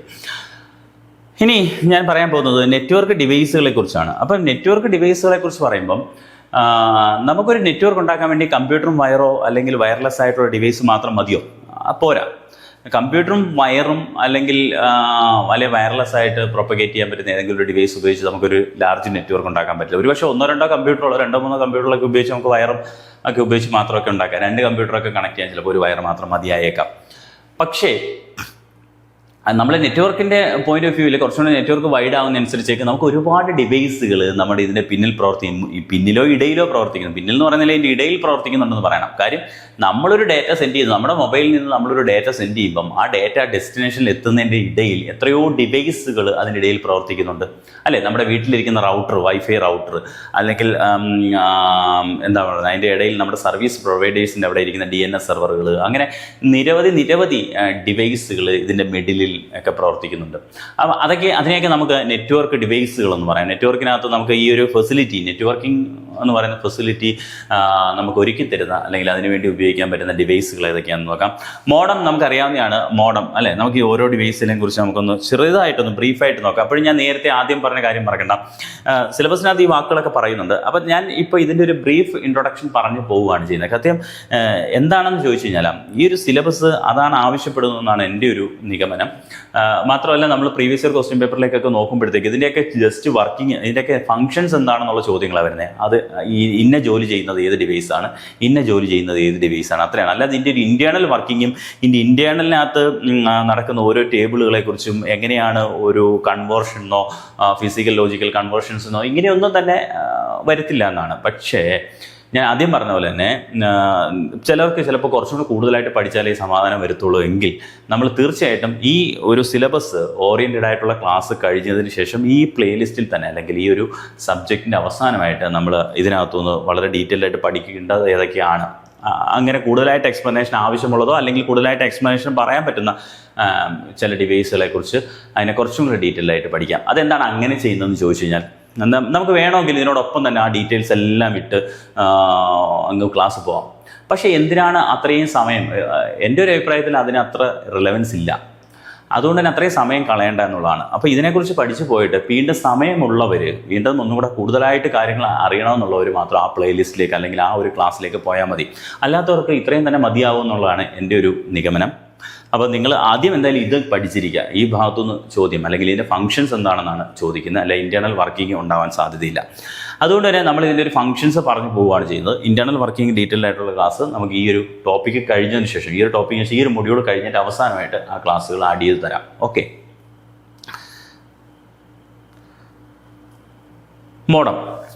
മോഡം എന്ന് പറഞ്ഞു കഴിഞ്ഞാൽ modem stands for modulation and demodulator. നമുക്കറിയാം നമ്മുടെ കമ്പ്യൂട്ടറും നമ്മുടെ മൊബൈൽ ഫോണുകളൊക്കെ പ്രവർത്തിക്കുന്ന ഡിജിറ്റൽ സിഗ്നലുകൾ ഉപയോഗിച്ചുകൊണ്ട്. നമുക്കറിയാം analog signal, digital signal, light signal, ഇങ്ങനെ പല സിഗ്നലുകൾ ആണ് എന്ത് ചെയ്യുന്നത്, ഡേറ്റയെ ക്യാരി ചെയ്യുന്നത്, ഡേറ്റയെ കൊണ്ടുപോകുന്നത് പല സിഗ്നലുകളായിട്ടാണ്. ഈ ഡിജിറ്റൽ സിഗ്നലിൽ തന്നെ ഡേറ്റ സഞ്ചരിച്ച് അപ്പുറത്ത് അതേ രൂപത്തിൽ എത്തത്തില്ല.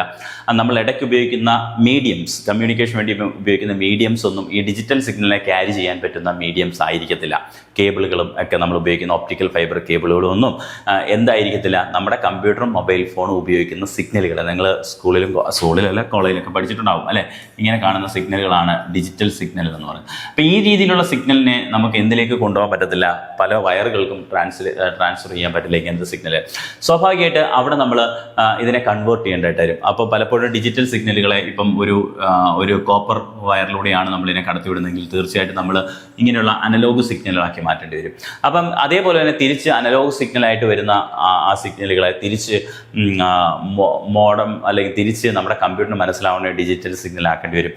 അതുകൊണ്ട് തന്നെ അവിടെയാണ് നമ്മുടെ മോഡത്തിൻ്റെ ഉപയോഗം. Modem digital signal, analog signal മാത്രമല്ല, ഡിജിറ്റൽ സിഗ്നലിനെ ആ ഒരു മീഡിയത്തിനെ ട്രാൻസ്ഫർ ചെയ്യാൻ പറ്റുന്ന ഒരു സിഗ്നലിലേക്ക് മാറ്റുവാണ്. ഇപ്പോൾ വീട്ടിലിരിക്കുന്നത് ഒരു പക്ഷേ ഇപ്പോഴത്തെ മോഡംസ് ഒക്കെ ഒപ്റ്റിക്കൽ ഫൈബർ മോഡംസ് ആണ്. വീട്ടിൽ നമ്മൾ ഇൻ്റർനെറ്റ് കണക്ഷൻ എടുക്കുമ്പോൾ ഒപ്റ്റിക്കൽ ഫൈബർ മോഡമാണ്. എനിവേ നമ്മുടെ കമ്പ്യൂട്ടറുകളും മൊബൈൽ ഫോണുകളും പ്രൊപ്പഗേറ്റ് ചെയ്യുന്ന ഡിജിറ്റൽ സിഗ്നലുകളെ അതിനെന്താക്കി മാറ്റുകയാണ്, ആ ഒരു മീഡിയത്തിലൂടെ ട്രാൻസ്ഫർ ചെയ്യാൻ പറ്റുന്ന സിഗ്നലാക്കി മാറ്റുന്നതിനെയാണ് നമ്മൾ മോഡുലേഷൻ എന്ന് പറയുന്നത്. തിരിച്ചു വരുന്ന സിഗ്നലുകളെ നമ്മുടെ കമ്പ്യൂട്ടറുകൾക്കും മൊബൈൽ ഫോണുകൾക്കൊക്കെ മനസ്സിലാവുന്ന രീതിയിലേക്ക് ആ സിഗ്നലിലേക്ക് മാറ്റുന്നതിനാണ് ഡീമോഡുലേഷൻ എന്ന് പറയുന്നത്. അപ്പോൾ ഈ മോഡം എന്ന് പറയുന്ന ഡിവൈസ് ആണ് എന്ത് ചെയ്യുന്നത്, ഈ ഡീമോഡുലേഷൻ പ്രക്രിയ ചെയ്യുന്നത്. അപ്പോൾ അതുകൊണ്ട് തന്നെ നമ്മുടെ ഒരു എൻഡ് പോയിന്റിൽ നമ്മുടെ വീട്ടുകളിലൊക്കെ നമുക്ക് കാണാം, ഒരു ഇൻ്റർനെറ്റ് കണക്ഷൻ എടുക്കുമ്പം ആ ഇൻ്റർനെറ്റ് കണക്ഷൻ അവർ കൊണ്ടുവന്ന് വെക്കുന്ന ആ വയറിൻ്റെ അറ്റത്ത്, നമ്മുടെ വീട് വരെ എത്തുന്ന വയറിലൂടെ ആയിരിക്കും. ആ വയറിൻ്റെ അറ്റത്ത് കൊണ്ടുവന്നൊരു ഡിവൈസ് പിടിപ്പിക്കും.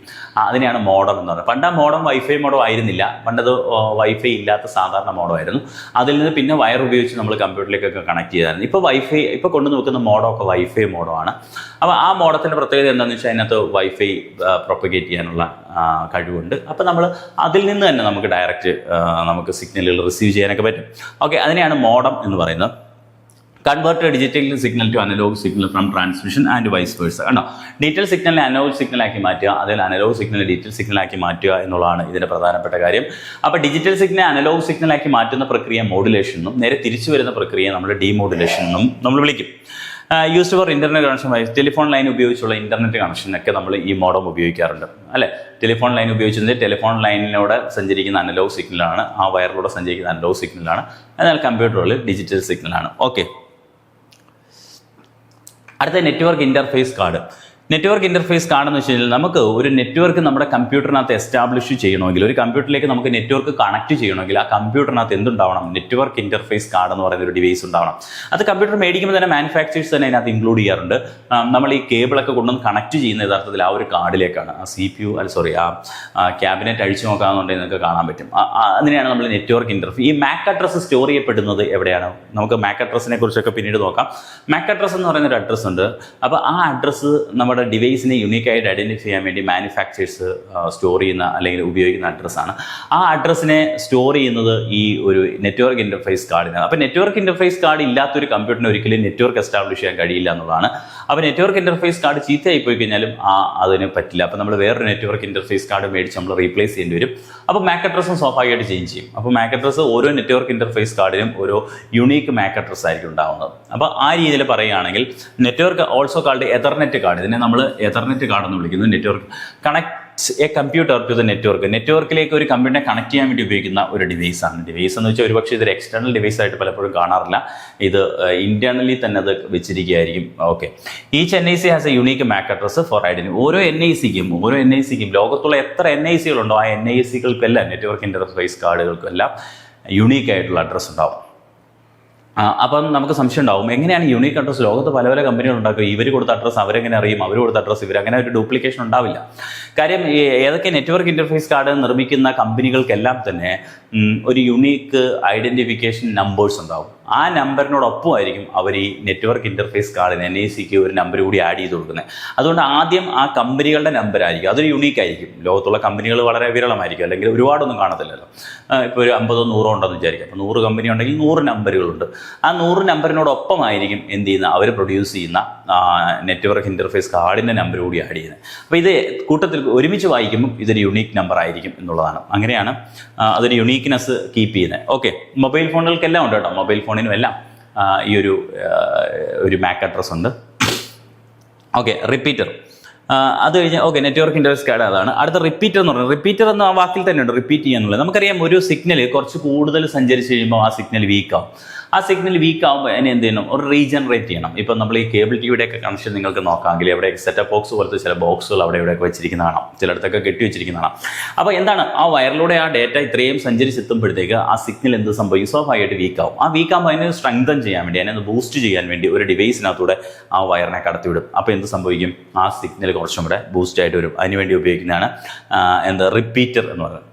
ഇപ്പോൾ നമ്മൾ ഈ ട്രാൻസ്ഫോമറുകൾ വെക്കുമല്ലേ, കറണ്ടിൻ്റെ വോൾട്ടേജ് കുറയുമ്പോൾ അതിനെ കൂട്ടാൻ വേണ്ടി, അതേപോലെ നമ്മുടെ ഈ നെറ്റ്വർക്കിനകത്ത് സിഗ്നലുകളുടെ സ്ട്രെങ്ത് കൂട്ടാൻ വേണ്ടി ഉപയോഗിക്കുന്ന ഡിവൈസുകളെയാണ് നമ്മൾ റിപ്പീറ്റർ എന്ന് പറയുന്നത്. ആംപ്ലിഫൈ ചെയ്യാന്ന് പറയാം അല്ലേ. ഇനി ഹബ്ബ് ആൻഡ് സ്വിച്ച് വളരെ പ്രധാനപ്പെട്ട 2 ഡിവൈസുകളാണ് ഹബ്ബും സ്വിച്ചും. ഹബ്ബൊന്നും ഇപ്പോൾ അങ്ങനെ യൂസ് ചെയ്യാറില്ല, സ്വിച്ച് തന്നെയാണ് യൂസ് ചെയ്യുന്നത്. എങ്കിലും ഇപ്പോഴും നെറ്റ്വർക്ക് ഡിവൈസുകളായിട്ട് നമ്മൾ പഠിക്കുമ്പോൾ ഹബ്ബും സ്വിച്ചിനെ കുറിച്ച് പറയും. നമുക്ക് ഈ കമ്പ്യൂട്ടറുകളെ തമ്മിൽ കണക്ട് ചെയ്യുക എന്ന് പറഞ്ഞു കഴിഞ്ഞാൽ, ഇപ്പോൾ ഒരു റൂമിലിരിക്കുന്ന ഒരു 10 കമ്പ്യൂട്ടറുണ്ട്. ഈ 10 കമ്പ്യൂട്ടറുകളെ തമ്മിൽ കണക്ട് ചെയ്യുക എന്ന് പറഞ്ഞു കഴിഞ്ഞാൽ അത്ര എളുപ്പമല്ല. നമുക്ക് വയർ ഉപയോഗിച്ച്, ഇപ്പോൾ കറണ്ടൊക്കെ ആണെങ്കിൽ നമുക്ക് വയർ ഉപയോഗിച്ച് ഇങ്ങനെ ചെത്തിയിട്ട് പിരിച്ച് കെട്ടി ഇങ്ങനെ പറ്റും. പക്ഷേ നിങ്ങൾ കണ്ടിട്ടുണ്ടോ എവിടെയെങ്കിലും കമ്പ്യൂട്ടറിൽ അങ്ങനെ വയർ? അങ്ങനെയല്ല. കമ്പ്യൂട്ടറിൽ എങ്ങനെ കണക്ട് ചെയ്യുന്നത് വെച്ചാൽ, കമ്പ്യൂട്ടറിൽ നിന്നെല്ലാം ഒരു വയർ പുറത്തേക്ക് വരികയും 10 കമ്പ്യൂട്ടർ ഉണ്ട്, ഇപ്പോൾ കുറേ കമ്പ്യൂട്ടർ ഉണ്ടെന്ന് വിചാരിക്കുക. ഈ കമ്പ്യൂട്ടറുകളെല്ലാം കണക്ട് ചെയ്യുന്നത് എങ്ങനെയാണ്? ഇതെല്ലാം കമ്പ്യൂട്ടറാണെങ്കിൽ ഈ കമ്പ്യൂട്ടറുകളെല്ലാം പരസ്പരം ബന്ധിപ്പിക്കണമെങ്കിൽ എന്താ ചെയ്യുന്നതെന്ന് ചോദിച്ചു കഴിഞ്ഞാൽ, ഒരു ഡിവൈസ് ഉണ്ടാവും. അതാണ് ഹബ്ബ് അല്ലെങ്കിൽ സ്വിച്ച്. ഇപ്പോൾ സ്വിച്ച് തന്നെയാണ് ഉപയോഗിക്കുന്നത്, ഹബ്ബ് യൂസ് ചെയ്യാറില്ല. എങ്കിലും നമ്മളിപ്പം ഉദാഹരണത്തിന് ഹബ്ബ് ഓർ സ്വിച്ച്. എന്നിട്ട് ഈ വയറുകളെല്ലാം ഇതിലേക്കാണ് കണക്ട് ചെയ്യുന്നത്. നിങ്ങൾ കണ്ടിട്ടുണ്ടാവും ഒരു ബോക്സ് പോലെ കുറേ LED ഒക്കെ കത്തി കിടക്കുന്നത് അല്ലേ, ഇങ്ങനെ ഒരു സാധനം കാണും. അപ്പോൾ ഈ ഒന്നാമത്തെ കമ്പ്യൂട്ടറിന് ഇതിന് ഞാൻ നമ്പർ കൊടുക്കുകയാണെങ്കിൽ, ഈ ഒന്നാമത്തെ കമ്പ്യൂട്ടറിന് ബാക്കി ഏതൊരു കമ്പ്യൂട്ടറിലേക്ക് ഡേറ്റ അയക്കണമെങ്കിൽ ആദ്യം ആ ഡേറ്റ ഈ ഒരു ഡിവൈസിലേക്ക് വന്നിട്ട് ഇവിടുന്ന് ആ വയറിലൂടെ പോവുകയാണ് ചെയ്യുന്നത്. അതേപോലെ തന്നെ ആർക്കും എടുക്കില്ല, അങ്ങോട്ട് ഇങ്ങനെ കമ്മ്യൂണിക്കേറ്റ് ചെയ്യണമെങ്കിൽ ഫസ്റ്റ്ലി ആ ഡേറ്റ എവിടേക്ക് വരും, ഹബ്ബ് അല്ലെങ്കിൽ സ്വിച്ചിലേക്ക് വരും. എന്നിട്ട് അവിടെ നിന്ന് അടുത്ത ആരിലേക്കാണോ പോകേണ്ടത് അങ്ങോട്ട് പോവുകയാണ് ചെയ്യുന്നത്. രണ്ടിൻ്റെ ഉപയോഗം ഒന്ന് തന്നെയാണ്, ഹബ്ബും സ്വിച്ചിൻ്റെ ഉപയോഗം ഒന്ന് തന്നെയാണ്. പക്ഷേ ഈ ഹബ്ബും സ്വിച്ചും തമ്മിലുള്ള ഏറ്റവും പ്രധാനപ്പെട്ട, ഇപ്പോൾ ഹബ്ബ് യൂസ് ചെയ്യാറില്ല എന്നുള്ളതൊരു കാര്യമാണ്. പക്ഷേ നമുക്ക് തിയറി പഠിക്കുമ്പോൾ ഇത് പഠിക്കേണ്ടതായിട്ടുണ്ട്. ഈ ഹബ്ബ് അത്ര ഇൻ്റലിജൻ്റ് അല്ല എന്നുള്ളതാണ്. മോർ ഇൻ്റലിജൻ്റ് ആയിട്ട് പ്രവർത്തിക്കുന്ന സ്വിച്ചാണ്. എന്താണ് ഹബ്ബിൻ്റെ കുഴപ്പമെന്ന്? ഇപ്പോൾ ഞാനിത് ഹബ്ബാണ് യൂസ് ചെയ്യുന്നതെങ്കിൽ, ഇപ്പോൾ ഹബ്ബായിരുന്നു യൂസ് ചെയ്യുന്നതെന്ന് വിചാരിക്കുക. ഇപ്പോൾ ഞാൻ യൂസ് ചെയ്തിരിക്കുന്നത് ഹബ്ബാണ്. ഹബ്ബ് എന്ന് പറയുന്ന ഡിവൈസാണ് യൂസ് ചെയ്യുന്നതെങ്കിൽ, ഇന്റർ കണക്ട് ചെയ്യാൻ വേണ്ടി ഒരു ഡിസ്ട്രിബ്യൂഷൻ പോയിന്റ് എന്നൊക്കെ നമുക്ക് വിളിക്കാം. ഡാറ്റയെ ഡിസ്ട്രിബ്യൂട്ട് ചെയ്യുന്നൊരു പോയിന്റ്, ഡാറ്റ ഇവിടെ എത്തുന്നു, അത് അപ്പോൾ എനിക്ക് ഈ ഒന്നാമത്തെ കമ്പ്യൂട്ടറിൽ നിന്ന് ഒരു ഡാറ്റ ഞാൻ 4ാമത്തെ കമ്പ്യൂട്ടറിലേക്ക് അയക്കാൻ പോവാണ്. ഡാറ്റ 4ാമത്തെ കമ്പ്യൂട്ടറിലേക്കാണ് അയക്കേണ്ടത്. ഇവിടെ നിന്ന് ഇവിടെ എത്തി. ഈ 4ാമത്തെ കമ്പ്യൂട്ടറിലേക്കാണ് അയക്കേണ്ടത് എന്നുള്ള ഡേറ്റയിലുണ്ട്. ഡേറ്റയിൽ കൃത്യമായിട്ട് ഡെസ്റ്റിനേഷൻ അഡ്രസ്സ് കാണും. പക്ഷേ ഈ ഹബ്ബ് ഇൻ്റലിജൻ്റ് അല്ല. ഹബ്ബ് എന്ത് ചെയ്യുമെന്നറിയോ, എല്ലാ കമ്പ്യൂട്ടറുകൾക്കും ആ ഡേറ്റ അങ്ങ് അയച്ചു കൊടുക്കും. യഥാർത്ഥത്തിൽ 4-ന് മാത്രം അയച്ച ഡേറ്റ ആയിരുന്നു 1, പക്ഷേ എല്ലാവർക്കും അയച്ചു കൊടുക്കും. ആ ഹബ്ബിനകത്ത് കണക്ട് ചെയ്തിരിക്കുന്ന എല്ലാ ഡിവൈസുകളും, എല്ലാ കമ്പ്യൂട്ടറുകൾക്കും അത് അയച്ചു കൊടുക്കും. അപ്പോൾ എല്ലാ കമ്പ്യൂട്ടറുകളും വന്ന് റിസീവ് ചെയ്തിട്ട് നോക്കും, ഇത് തൻ്റെ അഡ്രസ്സിൽ വന്നിരിക്കുന്ന ഡേറ്റയാണോ എന്ന് നോക്കും. അപ്പോൾ തൻ്റെ അഡ്രസ്സ് അല്ലെങ്കിൽ ബാക്കിയുള്ളവർ ഡിസ്കാർഡ് ചെയ്യുകയാണ് ചെയ്യുന്നത്. അപ്പോൾ 4 മാത്രമേ അത് റിസീവ് ചെയ്യത്തുള്ളൂ എന്നുള്ളതാണ് സത്യം. പക്ഷേ ബാക്കിയുള്ളവരാരും അത് എടുക്കുന്നില്ല. എങ്കിൽ കൂടിയും എന്താ സംഭവിക്കുന്നത്, ഇവിടെ ട്രാഫിക് ഭയങ്കര കൂടുകയല്ലേ ചെയ്യുന്നത്, നെറ്റ്വർക്ക് ഭയങ്കര കൺജസ്റ്റഡ് ആവുകയല്ലേ ചെയ്യുന്നത്. ആവശ്യമില്ലാതെ ബാക്കിയുള്ള കമ്പ്യൂട്ടറുകൾക്കെല്ലാം 2-നും 3-നും ഒക്കെ അയക്കേണ്ട കാര്യമുണ്ടോ? അവിടെ 4-ന് മാത്രം അയച്ചാൽ മതി. അതുകൊണ്ട് ഹബ്ബ് അങ്ങനെ ബ്രോഡ്കാസ്റ്റ് ചെയ്യുക എന്ന് പറയും. ബ്രോഡ്കാസ്റ്റ് ചെയ്യുക എന്ന് എന്താണ്, നമുക്ക് ബ്രോഡ്കാസ്റ്റ് ചെയ്ത് ആർക്കെങ്കിലും ആക്സസ് ചെയ്യാൻ പറ്റുന്ന രീതിയിലേക്ക് ഒരു പർട്ടിക്കുലർ ഒരു കമ്പ്യൂട്ടറിനെ ലക്ഷ്യം വെച്ചല്ല അയക്കുന്നത്. ഡാറ്റ ബ്രോഡ്കാസ്റ്റ് ചെയ്യുന്ന ഒരു ഡിവൈസാണ്. അപ്പോൾ ഈ വാക്കുകൂടി ഓർത്ത് ചോദ്യം കേട്ടോ. ബ്രോഡ്കാസ്റ്റ് ഓർത്ത് നോക്കുക. Broadcast data to all connected devices, എല്ലാ ഡിവൈസിലേക്കും ബ്രോഡ്കാസ്റ്റ്. അപ്പം മേ കോസ് ഡാറ്റ കൊളീഷൻസ്. ഇവിടെ ഡാറ്റ കൊളീഷൻ ഹൈ ആയിരിക്കും, ഡാറ്റ കൂട്ടിയിടി. അപ്പോൾ ഇവിടുന്ന് അങ്ങോട്ട് പോകുമ്പോഴായിരിക്കും 3 ഇങ്ങോട്ടൊരു ഡാറ്റ ആയിരിക്കും. അങ്ങനെ അവിടെ ഒരു കൊളീഷൻ വളരെ കൂടുതലായിരിക്കും. സ്വിച്ച് പക്ഷേ വളരെ ഇൻറ്റൻഡഡ് ഡിവൈസ്, ആർക്കാണോ ആവശ്യം അവർക്ക് മാത്രമേ. ഇപ്പം 4ലേക്കാണ് ഈ ഡാറ്റ വരുന്നെങ്കിൽ ഇവിടെ ഉപയോഗിക്കുന്ന സ്വിച്ച് ആണെങ്കിൽ എന്ത് സംഭവിക്കും? കൃത്യമായിട്ട് ആ ഡാറ്റ 4ലേക്ക് മാത്രമേ അയക്കത്തുള്ളൂ. വേറെ ആർക്കും അയക്കത്തില്ല. അപ്പോൾ കുറച്ചുകൂടി ഇൻ്റലിജൻ്റ് ആയിട്ടുള്ള ഡിവൈസ് ഏതാണെന്ന് വെച്ചാൽ സ്വിച്ചാണ്. അങ്ങനെ ഒരു ചോദ്യം പ്രതീക്ഷിക്കാം. കൂടുതൽ ഈ ഹബിനും സ്വിച്ചിന് അത് ഇൻ്റലിജൻ്റ് ഏതാണ്? സ്വിച്ച് ബുദ്ധിയുണ്ടല്ലോ, ഡാറ്റയെ നോക്കി പരിശോധിച്ച് അല്ലെ അഡ്രസ്സ് നോക്കി അഡ്രസ്സ് വേണ്ട ആളിന് മാത്രം അയക്കുന്നു. അതുകൊണ്ട് സ്വിച്ചാണ് കുറച്ചുകൂടി ഇൻ്റലിജൻ്റ്. ഓക്കെ ആണല്ലോ. Faster than more secure than switch അല്ലേ. Faster and more secure than switch. സ്വിച്ചിനേക്കാൾ കുറച്ചുകൂടെ ഫാസ്റ്ററാണ്, സെക്യൂറാണ്. ഓക്കെ. അടുത്ത റൗട്ടർ.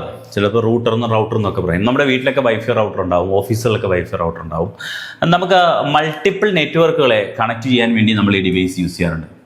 പലപ്പോഴും റൗട്ടർ ഗേറ്റ് വേ ആയിട്ട് പ്രവർത്തിക്കുന്നുണ്ട്. ഗേറ്റ് വേയെ കുറിച്ച് പറയുമ്പോഴും ഇത് തന്നെയാണ് നമ്മൾ പറയുന്നത്. മൾട്ടിപ്പിൾ നെറ്റ്വർക്കുകളെ ടുഗദർ.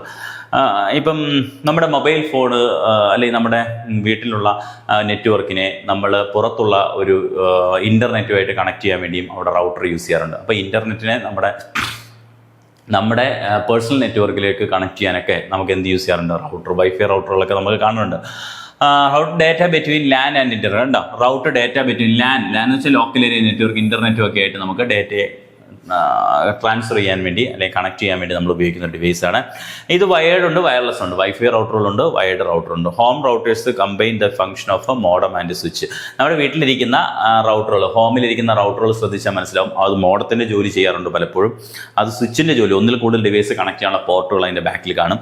അപ്പോൾ മോഡത്തിൻ്റെയും സ്വിച്ചിൻ്റെയും എല്ലാം റൗട്ടിംഗ് ഫംഗ്ഷനും എല്ലാം ചെയ്യുന്നതാണ് നമ്മുടെ വീട്ടിലിരിക്കുന്ന റൗട്ടേഴ്സ് എന്ന് പറയുന്നത്. അപ്പോൾ വീട്ടിലിരിക്കുന്ന അല്ലെങ്കിൽ ഹോം റൗട്ടേഴ്സെന്നോ അല്ലെങ്കിൽ ഇപ്പോൾ ഇൻ്റർനെറ്റ് ആക്സസ് ചെയ്യാൻ വേണ്ടി വീട്ടിൽ കൊണ്ടുവന്ന് വെക്കുന്ന റൗട്ടർ, വീട്ടിൽ കൊണ്ട് നമ്മൾ വയർലെസ് റൗട്ടർ. അപ്പോൾ അത് റൗട്ടിംഗ് ജോലി ചെയ്യുന്നു, അത് മോഡത്തിൻ്റെ ജോലി ചെയ്യാറുണ്ട്, അതേപോലെ സ്വിച്ചിൻ്റെ ജോലി ചെയ്യാറുണ്ട്. ഈ ജോലിയെല്ലാം ചെയ്യുന്നതാണ് എന്ന് പറയുന്നത് വീട്ടിലിരിക്കുന്ന ഹോം റൗട്ടേഴ്സ് എന്ന് പറയുന്നത്. ഗേറ്റ് വേ എന്ന് വെച്ചാൽ act as an entry exit point between 2 network, 2 നെറ്റ്വർക്കുകൾ തമ്മിൽ. അപ്പോൾ ഡാറ്റ ഫോർമാറ്റ് ഡിഫറൻറ്റ് നെറ്റ്വർക്ക്. അപ്പം ഇവിടെ ഗേറ്റ് വേയുടെ ഉപയോഗം എന്താണെന്ന് വെച്ച് കഴിഞ്ഞാൽ, ഗേറ്റ് വേയുടെ ഉപയോഗം എന്ന് വെച്ച് കഴിഞ്ഞാൽ 2 പ്രോട്ടോക്കോളിൽ പ്രവർത്തിക്കുന്ന 2 നെറ്റ്വർക്കുകൾ തമ്മിൽ. ഇപ്പോൾ ഡിഫറൻറ്റ് പ്രോട്ടോക്കോൾസ് ഉണ്ടെന്ന് വിചാരിക്കുക. അപ്പോൾ ഒരു പ്രോട്ടോക്കോൾ ഒരു ലാനിന് വേണ്ടി ഒരു പ്രോട്ടോക്കോൾ ഇംപ്ലിമെൻറ്റ് ചെയ്തിട്ടുണ്ട്, മറ്റൊരു പ്രോട്ടോക്കോളിൽ വേറൊരു ലാൻ വർക്ക് ചെയ്യുന്നു. അല്ലെങ്കിൽ 2 നെറ്റ്വർക്കുകൾ എൻ്റർലി ഡിഫറൻ്റ് ആയിട്ടുള്ള 2 പ്രോട്ടോക്കോളിലാണ് പ്രവർത്തിക്കുന്നതെങ്കിൽ ആ പ്രോട്ടോക്കോൾ 2 ഡിഫറൻറ്റ് നെറ്റ്വർക്കുകൾ, അതാണ് അവിടെ പറയുന്നത്. 2 ഡിഫറൻറ്റ് നെറ്റ്വർക്കുകളെ പരസ്പരം കമ്മ്യൂണിക്കേറ്റ് ചെയ്യണമെങ്കിൽ ഇടയ്ക്ക് നമ്മൾ ഉപയോഗിക്കുന്ന ഒരു ഡിവൈസാണ് ഗേറ്റ് വേ എന്ന് പറയുന്ന device. Convert data format from different networks, usually integrated with a firewall for network security. നമ്മൾ ഈ ഒരു ഗേറ്റ് വേ ഡിവൈസിനകത്തായിരിക്കും എന്ത് സംഭവിക്കുന്നത്, നമ്മൾ ഫയർവാളുകളൊക്കെ ഇംപ്ലിമെൻറ്റ് ചെയ്യുന്നത്. പുറത്തുനിന്ന് വരുന്ന ഇപ്പോൾ ഇൻ്റർനെറ്റും ലാനും തമ്മിൽ കണക്ട് ചെയ്യുമ്പോഴും അവിടെ നമ്മൾ എന്ത് ചെയ്യാം, ഗേറ്റ് വേ. അപ്പം ചോദിക്കും റൗട്ടറും ഇതേ പരിപാടിയൊക്കെ ചെയ്യുന്നുണ്ട്. റൗട്ടർ ഓക്കെ, ചില റൗട്ടറുകൾ അല്ലെങ്കിൽ വീട്ടിൽ ഉപയോഗിക്കുന്ന റൗട്ടറുകൾ ഈ പണിയും ചെയ്യുന്നുണ്ട്, ഗേറ്റ് വേയുടെ പണിയും ചെയ്യുന്നുണ്ട്. പക്ഷേ നമുക്ക് അതിനകത്ത് എന്ത് ചെയ്യാൻ പറ്റത്തില്ല, നമുക്ക് ഫയർവാളുകൾ ഇടാനോ നമുക്ക് കുറേ കൺട്രോൾ ഒന്നും ചെയ്യാൻ പറ്റത്തില്ല. പക്ഷേ ഒരു ചെറിയ ഫംഗ്ഷൻ ചെയ്യുന്നുണ്ട്, 2 നെറ്റ്വർക്കുകളെ തമ്മിൽ കണക്ട് ചെയ്യുന്നുണ്ട്. ഇവിടെ 2 ഡിഫറൻറ്റ് നെറ്റ്വർക്കുകളെ തമ്മിൽ കണക്ട് ചെയ്യാൻ വേണ്ടി നമ്മൾ ഉപയോഗിക്കുന്നത് ഗേറ്റ് വേ തന്നെയാണ്. ഗേറ്റ് വേ എന്ന് പറയുന്ന ഡിവൈസുകളായിരിക്കും ഉപയോഗിക്കുന്നത്. അതിനകത്തായിരിക്കും ഫയർവാൾ പോലത്തെ സെക്യൂരിറ്റി ഫീച്ചറുകൾ ഇംപ്ലിമെൻറ്റ് ചെയ്യുന്നത്. അത് ഫിൽറ്ററിംഗ് പോലത്തെയുള്ള പ്രോസസ്സുകൾ, പുറത്തുനിന്ന് വരുന്ന നെറ്റ്വർക്കിനെ. ഇപ്പോൾ ചില കോളേജുകളും അല്ലെങ്കിൽ ചില യൂണിവേഴ്സിറ്റികളിലൊക്കെ അല്ലെങ്കിൽ ചില ക്യാമ്പസുകളിലൊക്കെ ചില വെബ്സൈറ്റ് ബ്ലോക്ക് ചെയ്യുന്നതൊക്കെ എപ്പോഴും ഗേറ്റ് വേ ഡിവൈസിനകത്ത് എന്ത് ചെയ്യുന്നത്, നമ്മൾ ഫയർവാൾ പ്രോഗ്രാമുകൾ ചെയ്തും അവിടെ റൂൾസ് എഴുതിയൊക്കെയാണ്. അപ്പോൾ അതിനുവേണ്ടി ഉപയോഗിക്കുന്നതാണ് ഗേറ്റ് വേ. ഓക്കെ, അത്രയാണ് പ്രധാനപ്പെട്ട ഡിവൈസുകൾ എന്ന് പറയുന്നത്, നെറ്റ്വർക്ക് കണക്ട് ചെയ്യാൻ വേണ്ടി ഉപയോഗിക്കുന്ന ഡിവൈസുകൾ. നെക്സ്റ്റ് നമ്മൾ നോക്കാൻ പോകുന്നത് നെറ്റ്വർക്ക് ടോപ്പോളജിയെക്കുറിച്ചാണ്. അപ്പോൾ നെറ്റ്വർക്ക് ടോപ്പോളജി ഇതും വളരെ സിമ്പിളാണ്. നെറ്റ്വർക്ക് ടോപ്പോളജി അപ്പോൾ മറ്റൊരു ക്ലാസിഫിക്കേഷനാണ് നെറ്റ്വർക്ക് ടോപ്പോളജി എന്ന് പറയുന്നത്. ടൈപ്പ് ഓഫ് നെറ്റ്വർക്ക് ഒരു ക്ലാസിഫിക്കേഷനാണ്. എന്താണ് നമ്മൾ ആദ്യം പറഞ്ഞ ടൈപ്പ് ഓഫ് നെറ്റ്വർക്കിൻ്റെ ക്ലാസിഫിക്കേഷൻ? അവിടെ പറഞ്ഞിരിക്കുന്നത് എത്രമാത്രം സ്പാൻ ചെയ്ത് കിടക്കുന്നു അതിൻ്റെ അടിസ്ഥാനത്തിലുള്ള ക്ലാസിഫിക്കേഷനാണ് നമ്മൾ ടൈപ്പ് ഓഫ് നെറ്റ്വർക്കായിട്ട് പറഞ്ഞത്. ഇവിടെ നമ്മൾ പറയുന്നത് ഒരു നെറ്റ്വർക്ക് സെറ്റ് ചെയ്യാൻ ഏത് രീതിയിലാണ് നിങ്ങളത് ഓർഗനൈസ് ചെയ്തിരിക്കുന്നത്, ഏത് രീതിയിലാണ് അത് ഇൻ്റർ കണക്ട് ചെയ്യുന്നത്, ആ രീതിയാണ് the way which is connected to the different computers to establish an internet. ഒരു ഇൻ്റർനെറ്റ് നെറ്റ്വർക്ക്, ഒരു നെറ്റ്വർക്ക് എസ്റ്റാബ്ലിഷ് ചെയ്യാൻ വേണ്ടി നിങ്ങൾ കമ്പ്യൂട്ടറുകളെ എങ്ങനെയൊക്കെയാണ് കണക്ട് ചെയ്തിരിക്കുന്നത്, ആ വേ, ആ രീതി അല്ലെങ്കിൽ ആ ചെയ്തിരിക്കുന്ന ആ ഒരു രീതിയെ വിളിക്കുന്ന പേരാണ് ടോപ്പോളജി എന്ന് പറയുന്നത്. അല്ലാതെ സ്പാൻ ചെയ്ത് കിടക്കുന്നതല്ല. സ്പാൻ ചെയ്ത് കിടക്കുമ്പം എന്താണ്, അത് ടൈപ്പ് ഓഫ് നെറ്റ്വർക്ക് ലാനും വാനും മാനുമായി മാറുന്നു. ടോപ്പോളജി. ഇത് arrangement of devices in network is called topology. എങ്ങനെയാണ് നെറ്റ്വർക്കിനെ അറേഞ്ച് ചെയ്തിരിക്കുന്നത് എന്നുള്ളതാണ് അല്ലേ. ഇപ്പോൾ ഫോർ എക്സാമ്പിൾ 3 കമ്പ്യൂട്ടറുകൾ നിങ്ങളുടെ ഈ കണക്ട് ചെയ്യാൻ തരികയാണെങ്കിൽ നിങ്ങൾക്ക് വേണമെങ്കിൽ ഇങ്ങനെ കണക്ട് ചെയ്യാം, ഇങ്ങനെ കണക്ട് ചെയ്യാമല്ലോ, ഇങ്ങനെ കണക്ട് ചെയ്യാം അല്ലേ, ഇങ്ങനെ കണക്ട് ചെയ്യാം.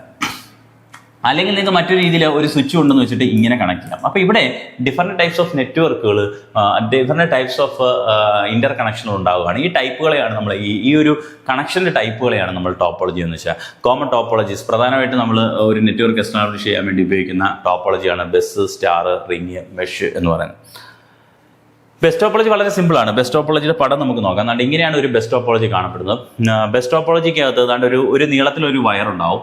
ആ വയറിലേക്കായിരിക്കും, ഇതിനെയാണ് നമ്മൾ ബസ് എന്ന് വിളിക്കുന്നത്. ഈ വയറിനെ തന്നെയാണ് നമ്മൾ ബസ് എന്ന് വിളിക്കുന്നത്. ബസ്, ഈ വയറിനെയാണ് ഇതിനകത്ത് ടോപ്പോളജിയിൽ ബസ് എന്ന് പറയുന്നത്. ഈ ബസ്സാണ് ഇതിനകത്തൊരു കേന്ദ്രമായിട്ട് പ്രവർത്തിക്കുന്നത്. നമുക്ക് ഏതൊരു കമ്പ്യൂട്ടറിനും, ഇപ്പം ഈ ഒരു കമ്പ്യൂട്ടറിന് ഈ ഒരു പ്രിന്ററിൽ നിന്ന് ഒരു പ്രിന്റ് എടുക്കണമെങ്കിൽ ആ ഡേറ്റ ഈ ബസ്സിലേക്ക് അയക്കും. ആ ബസ്സിലൂടെ സഞ്ചരിച്ച് ആ പ്രിന്ററിലേക്ക് വരും. അപ്പോഴാണ് ഈ കമ്പ്യൂട്ടറിനേക്ക് ഒരു കമ്മ്യൂണിക്കേറ്റ് ചെയ്യാൻ മെസ്സേജ് അപ്പോഴും ബസ്സിലേക്ക് അയക്കും. അത് ഇതിലൂടെ ഇവിടെ നമ്മൾ എന്തുകൊണ്ടായിരിക്കും ബസ്, നമ്മൾ എങ്ങനെയാണ് ഒരു ബസ്സിനകത്ത് കയറി, നമ്മൾ ട്രാൻസ്പോർട്ടേഷന് വേണ്ടി ഉപയോഗിക്കുന്ന ബസ്സിനകത്ത് കയറി നമ്മൾ സഞ്ചരിക്കുന്നത് എങ്ങനെ? ഒരു ബസ് സ്റ്റോപ്പ് ഉണ്ടാവും. ആ ബസ് സ്റ്റോപ്പിൽ നമ്മൾ കാത്തു നിൽക്കുന്നു, ബസ് വരുന്നു, നമ്മൾ കയറുന്നു, അടുത്ത സ്റ്റോപ്പിൽ ചെല്ലുമ്പോൾ ഇറങ്ങുന്നു. എവിടെയാണോ ഇറങ്ങേണ്ടത് അവിടെ ഇറങ്ങുന്നു. ആ ബസ് ഇങ്ങനെ സഞ്ചരിച്ചുകൊണ്ടിരിക്കുക. അപ്പോൾ ആ രീതിയിലാണ് ഈ ബസ് എന്ന് പറയുന്നത്. അപ്പോൾ ബസ്സിനകത്തേക്കാണ് കണക്ട് ചെയ്യുന്നത്. ഈ ബസ്സിൻ്റെ രണ്ടറ്റത്ത് ടെർമിനേറ്റേഴ്സ് ഉണ്ടായിരിക്കും. ഫോർ എക്സാമ്പിൾ ഇതിനകത്ത് ആവശ്യമില്ലാതെ കിടക്കുന്ന ഡേറ്റ, ആരും റിസീവ് ചെയ്യാതെ കിടക്കുന്ന ഓർഫൺ ഡേറ്റാസ് ഒക്കെ ഉണ്ടെങ്കിൽ അതിനെ പുറത്ത് കളയണം, അല്ലെങ്കിൽ കൺജഷൻ കൂടുതലായിരിക്കും, കൊളീഷൻ ഉണ്ടാവും. അതായത് ഇപ്പോൾ ഒരു ഡേറ്റ ഇവിടുന്ന് സെൻഡ് ചെയ്തു, 4ാമത്തെ കമ്പ്യൂട്ടറിലേക്ക് അയച്ചു. പക്ഷേ 4ാമത്തെ കമ്പ്യൂട്ടർ ഡെഡ് ആയിട്ടിരിക്കുക അല്ലെങ്കിൽ ഓഫ് ആയിട്ടിരിക്കുകയാണെങ്കിലോ എന്താ സംഭവിക്കുന്നത്? അവിടെ ആ ഡേറ്റ ഓഫൺ ആയിട്ട് കിടക്കും, ആരും സ്വീകരിക്കാതെ കിടക്കും. എല്ലാവരും ഈ ഒരു ബസ്സിലേക്ക് ലിസൺ ചെയ്തിരിക്കുകയായിരിക്കും ചെയ്യുന്നത്. എപ്പോഴും ബസ്സിലേക്ക് എനിക്ക് എൻ്റെ പേരിൽ എന്തെങ്കിലും, എൻ്റെ അഡ്രസ്സിൽ എന്തെങ്കിലും മെസ്സേജ് വരുന്നുണ്ടോ നോക്കിക്കൊണ്ടിരിക്കുകയായിരിക്കും ചെയ്യുന്നത്. അപ്പോൾ അങ്ങനെ നോക്കിക്കൊണ്ടിരിക്കുമ്പം ഈ 4ാമത്തെ അഡ്രസ്സിലേക്ക് അയച്ച ഡേറ്റ സ്വീകരിക്കാൻ ആരും തന്നെ ഇല്ല. അവരവരുടെ അഡ്രസ്സിലുള്ള ഡേറ്റ മാത്രമേ അവരൊരു സ്വീകരിക്കുന്നത്. അപ്പോൾ അങ്ങനെയൊക്കെ വരുമ്പോഴത്തേക്ക് ഈ ടെർമിനേറ്റേഴ്സിൻ്റെ ഉപയോഗം എന്താണ്? ഈ ഡേറ്റയെ ഇതിൽ നിന്നെടുത്ത് പുറത്ത് കളയുക എന്നുള്ളതാണ് ടെർമിനേറ്റേഴ്സിൻ്റെ ഉപയോഗം എന്ന് പറയുന്നത്. ഈ ഒരു പടത്തിലൂടെ തന്നെ നമുക്ക് കുറച്ച് കാര്യങ്ങൾ നോക്കാം. ഇതിനകത്ത് നെറ്റ്വർക്ക് എസ്റ്റാബ്ലിഷ് ചെയ്യാൻ വളരെ എളുപ്പമാണ്. അതേപോലെ തന്നെ ഇതിനകത്തേക്ക് നമുക്ക് പുതിയ കമ്പ്യൂട്ടറുകൾ ആഡ് ചെയ്യാനോ പുതിയ ഡിവൈസുകൾ ആഡ് ചെയ്യാനൊക്കെ വളരെ എളുപ്പമാണ്. പക്ഷേ ഇതിനകത്തൊരു സെൻട്രൽ കമ്പ്യൂട്ടറിനോ ഇതിനെ മൊത്തത്തിൽ നിയന്ത്രിക്കാൻ വേണ്ടി ഒരു സെൻട്രൽ ഡിവൈസ് ഒന്നും ഇതിനകത്തില്ല. ഇപ്പോൾ ഫോർ എക്സാമ്പിൾ ഈ കമ്പ്യൂട്ടറിൽ എല്ലാം പ്രവർത്തിക്കുന്നുണ്ടോ, ഈ ഡിവൈസുകളെല്ലാം പ്രവർത്തിക്കുന്നുണ്ടോ, ഇതൊക്കെ കൃത്യമായിട്ട് വർക്ക് ചെയ്യുന്നുണ്ടോ, ഡേറ്റ റിസീവ് ചെയ്യാനും സെൻഡ് ചെയ്യാനുള്ള കേപ്പബിലിറ്റി ഉണ്ടോ ഇല്ലയോ എന്നൊക്കെ നമുക്ക് ചെക്ക് ചെയ്യണമെങ്കിൽ എല്ലാ ഡിവൈസുകളും പോയി പരിശോധിച്ച് നമുക്ക് നോക്കേണ്ടി വരും. അല്ല ഒരു ഡിവൈസിൽ ഇരുന്നുകൊണ്ട് അല്ലെങ്കിൽ ഏതെങ്കിലും ഒരു ഡിവൈസ് ഉപയോഗിച്ചുകൊണ്ട് നമുക്ക് ഡേറ്റ സെൻഡ് ചെയ്തിട്ട് നമുക്കിതിനെ ഒന്ന് ടെസ്റ്റ് ചെയ്യാനൊന്നും ഇന്നില്ല. അല്ലെങ്കിൽ ഏതെങ്കിലും ഡിവൈസ് ഓഫാണോ, ഏതെങ്കിലും കമ്പ്യൂട്ടർ ഓഫാണോ ഒന്നും ചെക്ക് ചെയ്യാൻ പറ്റത്തില്ല. അതുകൊണ്ട് തന്നെ ഇതിനൊരു സെൻട്രൽ ഒരു മോണിറ്ററിംഗ് സിസ്റ്റം ഇല്ല എന്നുള്ളതാണ് ഇതിൻ്റെ ഒരു കുഴപ്പം. അതേപോലെ തന്നെ ഇതിൻ്റെ മറ്റൊരു കുഴപ്പം എന്താണെന്ന് ചോദിച്ചു കഴിഞ്ഞാൽ, ഇതിനകത്ത് ഈ ബസ് എന്ന് പറയുന്ന വയർ എന്തെങ്കിലും കംപ്ലൈൻറ്റ് ആയി കഴിഞ്ഞാൽ നെറ്റ്വർക്ക് കംപ്ലീറ്റ്ലി ഫെയിൽ ആവും. എന്നാൽ ഇതിനകത്തൊരു ഇൻഡിവിജ്വൽ ഏതെങ്കിലും ഒരു ഡിവൈസ് കംപ്ലൈൻറ്റ് ആയി കഴിഞ്ഞാൽ നെറ്റ്വർക്കിനെ ബാധിക്കില്ല എന്നുള്ളതാണ്. അപ്പം ഇങ്ങനെയുള്ള കുറച്ച് പോയിന്റുകൾ ഓർത്തു വെക്കുക ബസ്സുമായിട്ട് ബന്ധപ്പെട്ട്. ഓക്കെ, ഓൾ ഡിവൈസ് ഒരു ബസ് എന്ന് പറയുന്ന ഒരു ലൈനിലേക്കാണ് കിടക്കുന്നത്. സിമ്പിളും ലോ കോസ്റ്റ്, വളരെ ചിലവ് കുറഞ്ഞ രീതിയിൽ നമുക്ക് എസ്റ്റാബ്ലിഷ് ചെയ്യാൻ പറ്റുന്നത്. Failure in the main cable affect the entire network. അത് തന്നെയാണ് പറയുന്നത്. ഈ മെയിൻ കേബിൾ ഫെയിലർ ആയി കഴിഞ്ഞാൽ നെറ്റ്വർക്ക് പൂർണ്ണമായിട്ട് അഫക്റ്റ് ചെയ്യും. അതിൽ ടെർമിനേറ്റേഴ്സിനും പ്രശ്നം പറ്റിക്കഴിഞ്ഞു. ടെർമിനേറ്റേഴ്സ് എന്ന് പറഞ്ഞ ഡിവൈസുകൾക്ക് കംപ്ലൈൻറ്റ് വന്നാലും നെറ്റ്വർക്കിനെ പാർഷ്യലി അഫക്റ്റ് ചെയ്യും. പൂർണ്ണമായിട്ട് ഫെയിൽ ആവുന്നില്ല, കൺജഷൻ കൂടുക, കൊളീഷൻ കൂടുക, അങ്ങനത്തെ പ്രശ്നങ്ങളുണ്ടാവും. അങ്ങനെ നെറ്റ്വർക്ക് എന്ത് ചെയ്യുക, ഇടയ്ക്കിടയ്ക്ക് റീസ്റ്റാർട്ട് ചെയ്യേണ്ടിയൊക്കെ വരും. അപ്പം അതും എന്ത് ചെയ്യും, കമ്പ്യൂട്ടറിൽ കംപ്ലീറ്റ് ഫെയിൽ ആവുമെന്ന് ഞാൻ പറയുന്നില്ല, എങ്കിലും അത് ഫെയിലറിന് കാരണമാകുമെന്ന് നമുക്ക് പറയാം. പക്ഷേ ബസ് ഫെയിൽ ആയി കഴിഞ്ഞാൽ, ബസ് എന്ന് പറയുന്ന കേബിൾ കംപ്ലൈൻറ്റ് ആയി കഴിഞ്ഞാൽ കംപ്ലീറ്റ്ലി ഫെയിൽ ആവും. സ്റ്റാർ ടോപ്പോളജിയെ കുറിച്ച് പറയുകയാണെങ്കിൽ അത് നമുക്ക് പടം വെച്ച് തന്നെ പഠിക്കാം, വളരെ എളുപ്പത്തിൽ തന്നെ പഠിക്കാമെന്നുള്ളൂ. സ്റ്റാർ ടോപ്പോളജി കഴിച്ച് കഴിഞ്ഞാൽ ഒരു സെൻട്രൽ ഒരു കമ്പ്യൂട്ടറോ അല്ലെങ്കിൽ സെൻട്രലായിട്ട് ഒരു ഡിവൈസ് ഉണ്ടായിരിക്കും. സ്വിച്ച് ആയിരിക്കും സാധാരണ നമ്മളിവിടെ ഉപയോഗിക്കുന്നത്. സ്വിച്ച് ആയിരിക്കും ഉപയോഗിക്കുന്നത്. ചെറിയ നെറ്റ്വർക്കിലൊക്കെ നമ്മൾ സ്വിച്ച് ആയിരിക്കും ഉപയോഗിക്കുന്നത്. അപ്പോൾ എന്താ സംഭവിക്കുന്നത്, എല്ലാ കമ്പ്യൂട്ടറുകളിലെയും ഈ ഒരു സ്വിച്ച് എന്ന് പറയുന്ന ഈ ഒരു ഡിവൈസിലേക്കായിരിക്കും ഡേറ്റ സെൻഡ് ചെയ്യുന്നത്. എന്നിട്ട് ഞാൻ നേരത്തെ പറഞ്ഞ പോലെ എന്നിട്ട് ഈ സ്വിച്ചിൽ നിന്നായിരിക്കും എന്ത് ചെയ്യുന്നത്, ഡേറ്റ പോകുന്നത്. അപ്പോൾ ഇതിൻ്റെ ഒരു ഗുണം എന്താണെന്ന് ചോദിച്ചാൽ ഒരു സെൻട്രൽ കൺട്രോൾ ഉണ്ട്. നമുക്ക് ഈ സ്വിച്ച് പരിശോധിച്ചുകൊണ്ട്, ഈ സ്വിച്ചിനകത്ത് നിങ്ങൾ കണ്ടിട്ടുള്ളവർക്കറിയാം, ഇതിനകത്തൊക്കെ ഒരു LED ലൈറ്റുകളൊക്കെ കാണും. ഏതെങ്കിലും കമ്പ്യൂട്ടർ വർക്ക് ചെയ്യുന്നുണ്ടെങ്കിൽ, ഓൺ ആയിരിക്കുവാണെങ്കിൽ, തമ്മിൽ കണക്ഷൻ ഉണ്ടെങ്കിൽ ആ ലൈറ്റ് കത്തിയിരിക്കും. ഈ കമ്പ്യൂട്ടർ ഓഫ് ആയിരിക്കുകയാണ്, വർക്ക് ചെയ്യുന്നില്ലെങ്കിൽ ആ ലൈറ്റ് കത്താതിരിക്കും. അങ്ങനെയൊക്കെ നമുക്ക് വളരെ എളുപ്പത്തിൽ തന്നെ നമുക്ക് ഈ സ്വിച്ചിൽ നിന്നുകൊണ്ട് ഇപ്പം മാനേജബിൾ സ്വിച്ചും ഇൻ്റലിജൻറ്റ് സ്വിച്ചും ഒക്കെ ഉണ്ട്, നമുക്ക് മാനേജൊക്കെ ചെയ്യാം. ഇവിടെ നിന്നുകൊണ്ട് തന്നെ നമുക്ക് കുറേ കാര്യങ്ങൾ ചെയ്യാൻ പറ്റും. അതുകൊണ്ട് തന്നെ ഒരു സെൻട്രൽ കൺട്രോൾ ഉണ്ട് സ്റ്റാർ ടോപ്പോളജിക്കകത്ത്. അതേപോലെ തന്നെ സ്റ്റാർ ടോപ്പോളജി ഒരു കുഴപ്പം എന്താണെന്ന് വെച്ചാൽ ഈ സെൻട്രൽ ഡിവൈസ് ചീത്തയായി കഴിഞ്ഞാൽ, കംപ്ലൈൻറ്റ് ആയി കഴിഞ്ഞാൽ എൻ്റയർ നെറ്റ്വർക്ക് ഫെയിൽ ആവും. ഏതെങ്കിലും ഒരു പർട്ടിക്കുലർ ഡിവൈസ് ആണ് അല്ലെങ്കിൽ കണക്ട് ചെയ്തിരിക്കുന്ന ഏതെങ്കിലും കമ്പ്യൂട്ടറാണ് ചീത്തയാവുന്നതെങ്കിൽ കുഴപ്പമില്ല, ഈ നെറ്റ്വർക്കിനെ ബാധിക്കില്ല എന്നുള്ളതാണ്. ഇതും ഈസി ടു ഇൻസ്റ്റാൾ ആണ്, ഈസി ടു സെറ്റപ്പ് ആണ്. Okay, all device connect to central hub or switch. നമ്മൾ കണക്ട് ചെയ്യുന്ന ഒരു ഹബിലേക്കോ സ്വിച്ചിലേക്കോ ആയിരിക്കും. Easy to install and manage ചെയ്യാൻ ഇൻസ്റ്റാൾ ചെയ്യാൻ വളരെ എളുപ്പമാണ്. Failure of central device affect the all network. നടുക്കലത്തെ കമ്പ്യൂട്ടറോ ഏത് ഡിവൈസാണ്, ഹബ് ഓർ സ്വിച്ച്, അത് ചീത്തയായി കഴിഞ്ഞാൽ നെറ്റ്വർക്ക് കംപ്ലീറ്റ്ലി ഫെയിൽ ആവും. റിംഗ് ടോപ്പോളജി നോക്കിയേ, ഇങ്ങനെ ഈ ഒരു രീതിയിൽ കണക്ട് ചെയ്യുന്നതിനാണ് റിംഗ് ടോപ്പോളജി എന്ന് വെച്ചത്. അപ്പോൾ ഇത് ബൈ ഡയറക്ഷൻ ഉണ്ട്, യൂണി ഡയറക്ഷൻ ഉണ്ട്. അപ്പോൾ നമ്മളിപ്പോൾ യൂണി ഡയറക്ഷണൽ റിംഗ് ടോപ്പോളജിയെ കുറിച്ച് പറയണം. ഒരു ഡയറക്ഷനോടെ മാത്രം ഡാറ്റ സഞ്ചരിക്കുന്ന ഒരു റിംഗ് ടോപ്പോളജി ആണെന്ന് വിചാരിക്കാം. 1 വേ റിംഗ് എന്നും 2 വേ റിംഗ് എന്നൊക്കെ പറയാം. അപ്പോൾ ഇവിടെ നമ്മൾ എന്താ സംഭവിക്കുന്നത്, ഒരു റിംഗ് ടോപ്പോളജിക്ക് അത് ഇപ്പോൾ ഈ ഒരു കമ്പ്യൂട്ടറിന് ഇങ്ങോട്ട് ഈ ഡിവൈസിലേക്ക് ഒരു ഡാറ്റ അയക്കണമെങ്കിൽ ഈ ഡയറക്ഷൻ മാത്രമായിരിക്കും ഡാറ്റ അയക്കുന്നത്, അതേപോലെ ഈ ഡയറക്ഷൻ മാത്രമായിരിക്കും ഡാറ്റ അയക്കുന്നത്, ഈ ഡയറക്ഷൻ മാത്രമായിരിക്കും ഡാറ്റ അയക്കുന്നത്.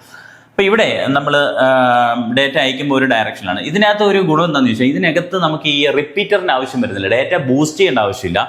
കാര്യം ഓട്ടോമാറ്റിക്കലി ഈ ഡിവൈസുകളെല്ലാം ആ ഫംഗ്ഷൻ ചെയ്യുന്നുണ്ട്. വരുന്ന ഡാറ്റ സ്വന്തം ഡാറ്റ അല്ലെങ്കിൽ അതിനെ റീജനറേറ്റ് ചെയ്തിട്ടാണ് അടുത്ത ഡിവൈസിലേക്ക് പോകുന്നത്. അപ്പോൾ അതൊരു ലാഭമാണ്.